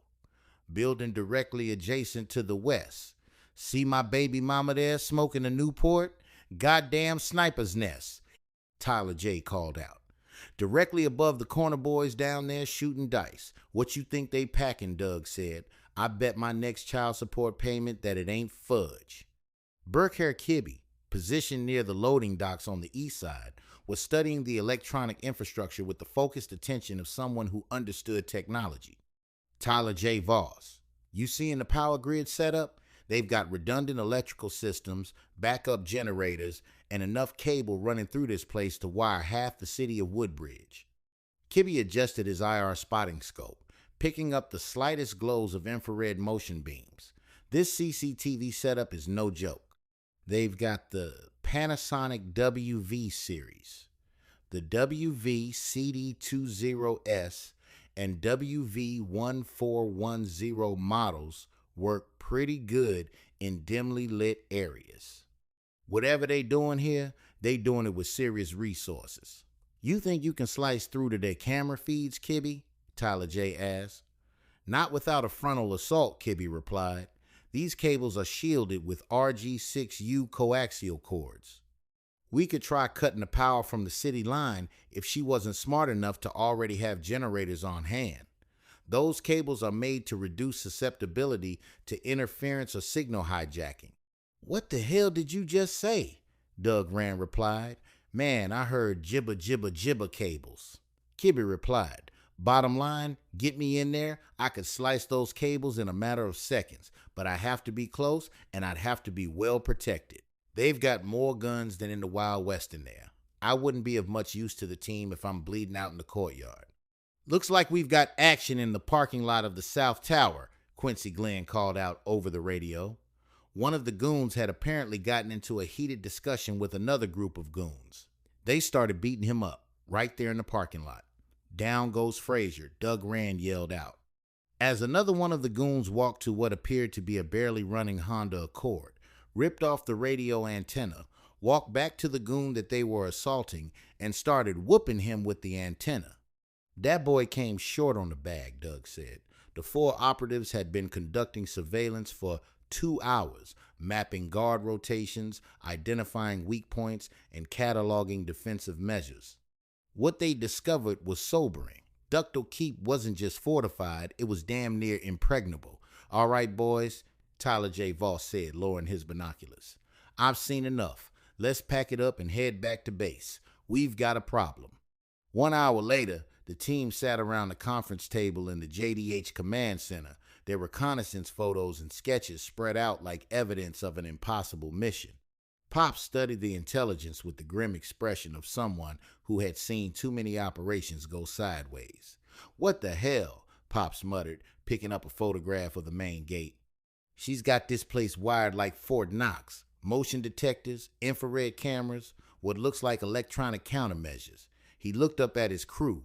Boys, I've led assaults on enemy positions that were less secure than this housing project. Chucky Hoy leaned forward, studying the layout diagrams. The problem isn't just getting in, it's getting in without triggering every alarm system they've got. The moment we breach their perimeter, they'll know we're coming, and Faceless will be ready for us, Tazekai added, and he's no joke. If it wasn't for the team, I'd be splattered all up and down Warwick right now. Berkare Kibbe tapped his finger on one of the technical diagrams he'd sketched during surveillance. The electronic systems are the real problem. They've got overlapping fields of detection, redundant communication networks, and what appears to be a central control system that monitors everything. Even if we could neutralize the guards, we'd still be fighting their technology. Al Flint, who had been uncharacteristically quiet during the briefing, suddenly grinned. You know, this reminds me of that time we had to take down that radar installation in the Puritan Mountains. Remember, Pops? The one that was supposed to be impossible to approach without being detected? Pops smiled grimly at the memory. I remember.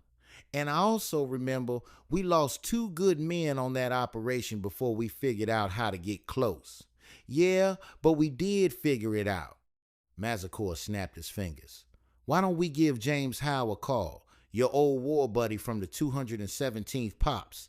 That's better than any idea I could come up with, Berkare Kibbe agreed. James Howe was a communications specialist that served under Pops and General Curtis Shepard with the MM 5217th during the Kalamazoo conflict. He moved to the city of Dexter since then, and though he wasn't a member of the Javhan Dominion Holdings Corporation, he did help them install key communication and security components in their main campus, as well as in a few Rand family privately owned properties. Pops was quiet for a moment, then reached for the secure phone on his desk. Let's get him on the line. He dialed an internal extension.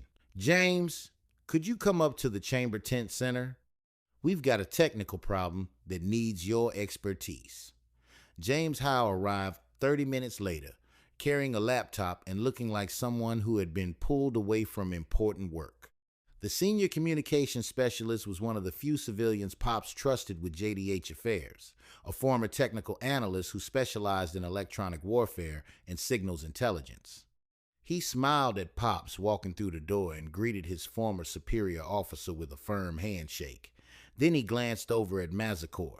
Damn, Maz, have you gotten bigger since the last time I saw you? Military life, James, Mazzacor replied with a sly grin. Well, straighten up and fly right, little soldier. From my experience with your dad and General Shepard, the less fucking up you do, the less pushing up you do. He greeted Berkare Kibbe with a high five as he sat down next to him at the table. What's the situation? James Howe asked, settling into a chair and immediately beginning to study the reconnaissance photos. Chucky outlined the mission parameters while James examined the technical diagrams. The communications specialist listened without comment, occasionally asking for clarification on specific details about the electronic countermeasures. So you need to get into a heavily fortified position without triggering any of their detection systems, James Howe summarized after hearing the full briefing.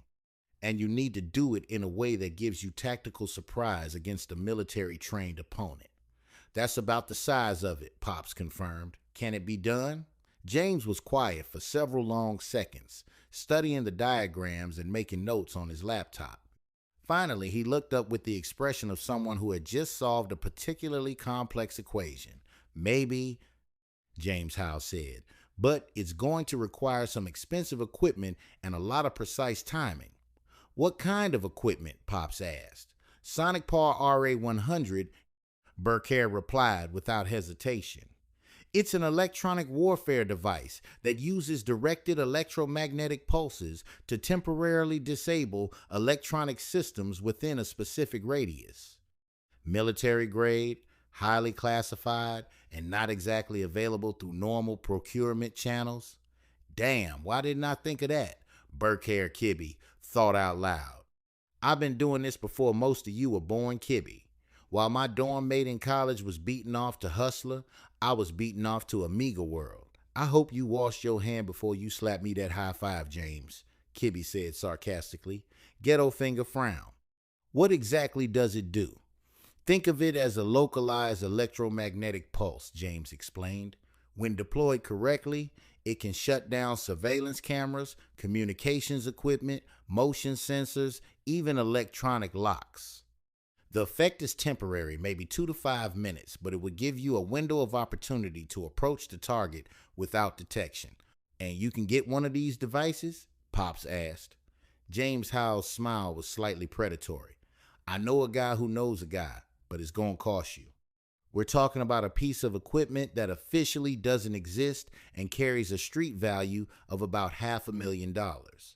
Pops was quiet for a long moment, calculating costs and risks. Finally, he nodded. Do it. Get us the Sonic Par RA100. There's one more thing, James continued. The device needs to be positioned correctly for maximum effect.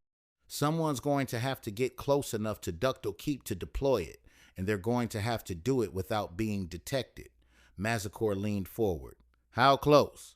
The short signal range is about 30 paces from the target area, and it has to be line of sight to the main communications array. The room fell silent as everyone absorbed the implications. Someone was going to have to infiltrate the outer perimeter of Ductal Keep, plant the electronic warfare device, and then signal the assault team, all without being detected by some of the most sophisticated security measures any of them had ever seen. I'll do it, Mazikor said quietly. Bullshit you will, Ghettofinger immediately objected. If anyone's going in first, it should be me. With respect, big bro, you're not as technically inclined as I am, Mazikor replied calmly. If something goes wrong with the device, I'll have a better understanding on troubleshooting it than you will. How are you going to soften the blow to your insult using the line, with respect, big bro?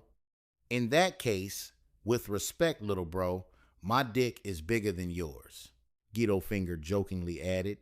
Is it just me, or is all this penis talk conjuring up an appetite for kielbasa?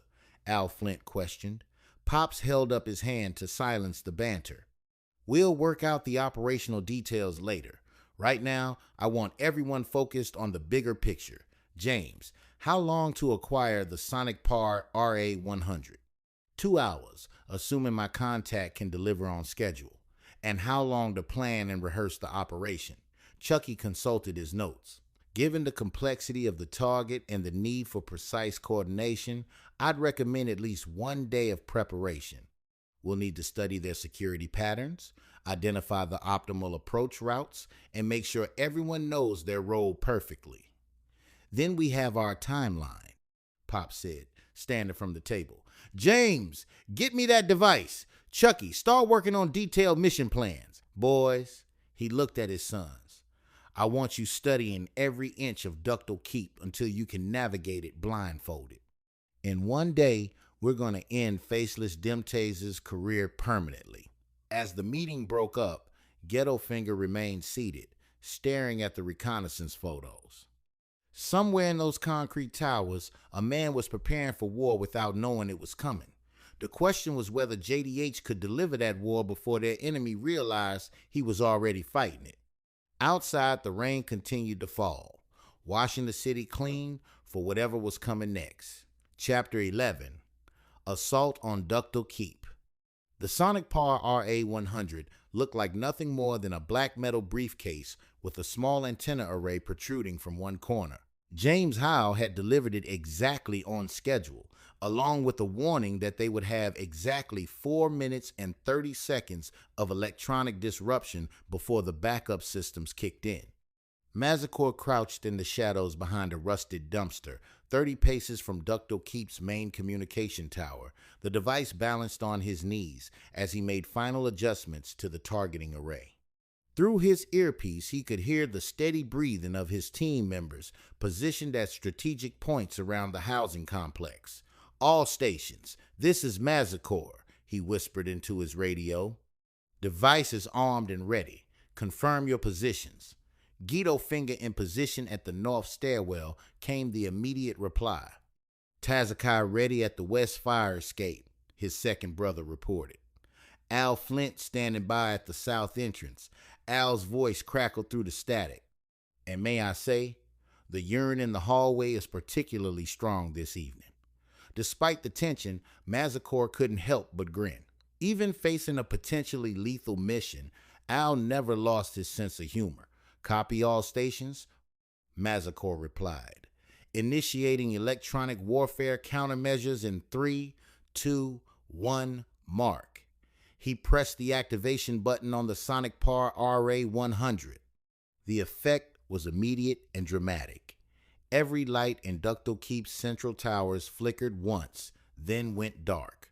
Security cameras stopped their mechanical sweeping motions and froze in place. The electronic hum that had been barely audible in the background suddenly ceased, leaving an eerie silence broken only by confused shouts from the guards. Holy shit, Doug Rand's voice came over the radio from his overwatch position. Every piece of electronic equipment in that place just died. It's like someone threw a switch and turned off the entire 21st century. Move, move, move, Ghetto Finger commanded, and the assault began. Mazikor abandoned the now useless Sonic Par RA-100 and sprinted toward the main entrance of the central tower.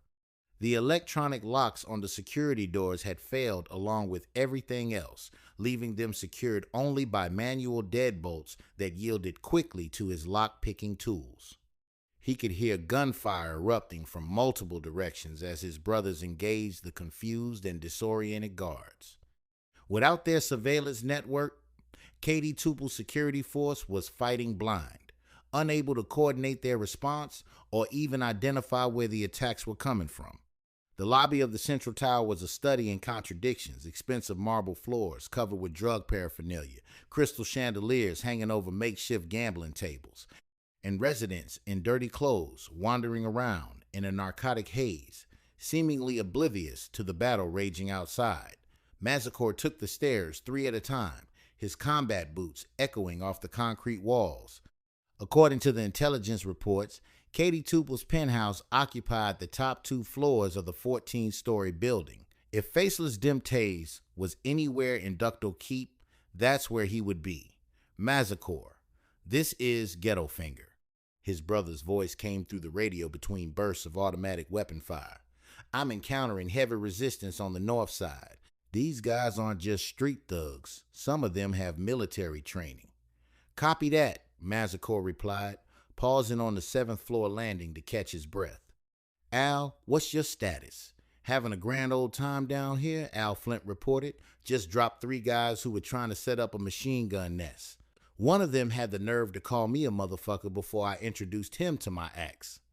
I told him I wasn't his mother, but I'd be happy to arrange a meeting. Despite the situation, Mazikor had to admire Al's ability to maintain his twisted sense of humor under fire. Tazekai, report, Mazikor called as he resumed climbing. West side is secure, Tazekai replied, moving to the 10th floor to provide overwatch.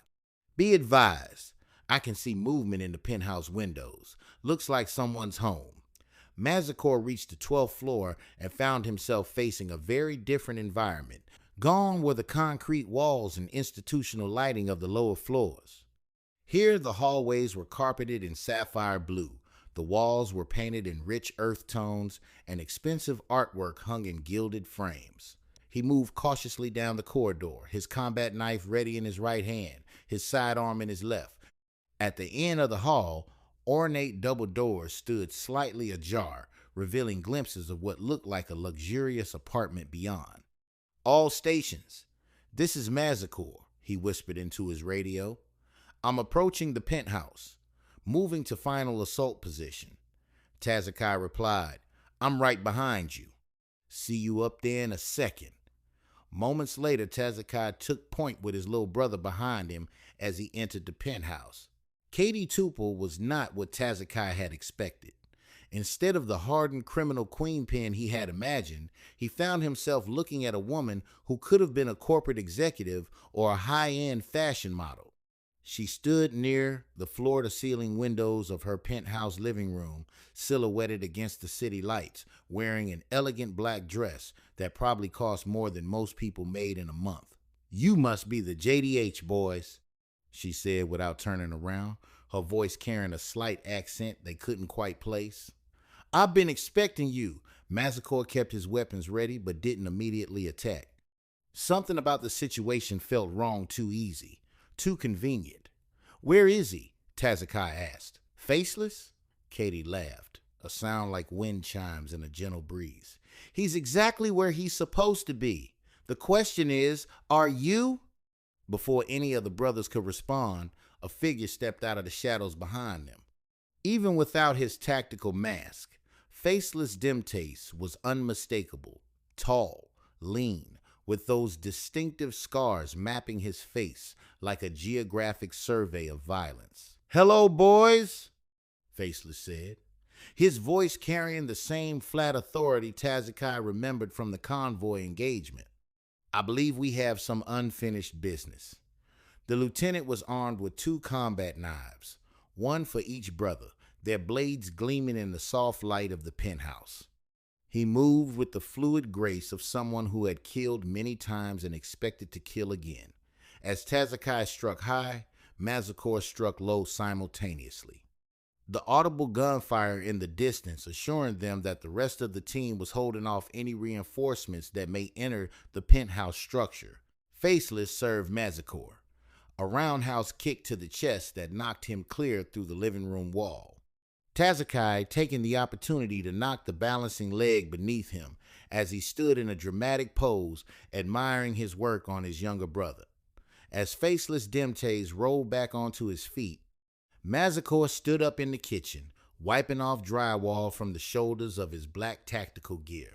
In anger, he put his fist through the kitchen wall, retrieving a metal pipe from the waterworks, and swirled it acrobatically as he lunged for Faceless. Strike parry, attack counter. They were a trio on the dance floor of death. Tazakai pierced Faceless below the rib with one of his twin blades, simultaneously weakening and angering the lieutenant, with a bellowing yell that quite possibly could have been heard in the next building. The lieutenant summoned enough strength to push Taz completely into the next room and out of the window of the 1-4-story structure. Fortunately for Tazakai, the trees below the building would soften the blow of his fall, but he was definitely out of the fight. Mazikor spun to face the Azerite lieutenant, raising his own weapons. Just you and me this time. No backup, no tactical retreat, just the way I like it. Faceless replied and attacked. Mazikor pivoted, using the opportunity for a brief moment of observation. He was assured in 2 things by the silence that he heard outside. 1. The absence of the sound of gunfire meant that his team had successfully taken care of oppositional forces outside. 2. His brother was being tended to. The fight that followed was nothing like the choreographed combat sequences in movies. It was brutal, desperate, and over quickly. Faceless Demtase was indeed an A100 level combatant, but Mazikor had been trained by Pops Rand himself, plus the Azerite 219th Lieutenant had definitely been weakened by the strike below the ribs that his brother delivered before he was flung unceremoniously out of the window.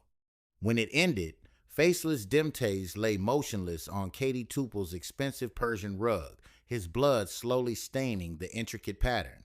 Cadie had watched the entire fight without moving, her expression never changing from mild interest to anything approaching fear or surprise.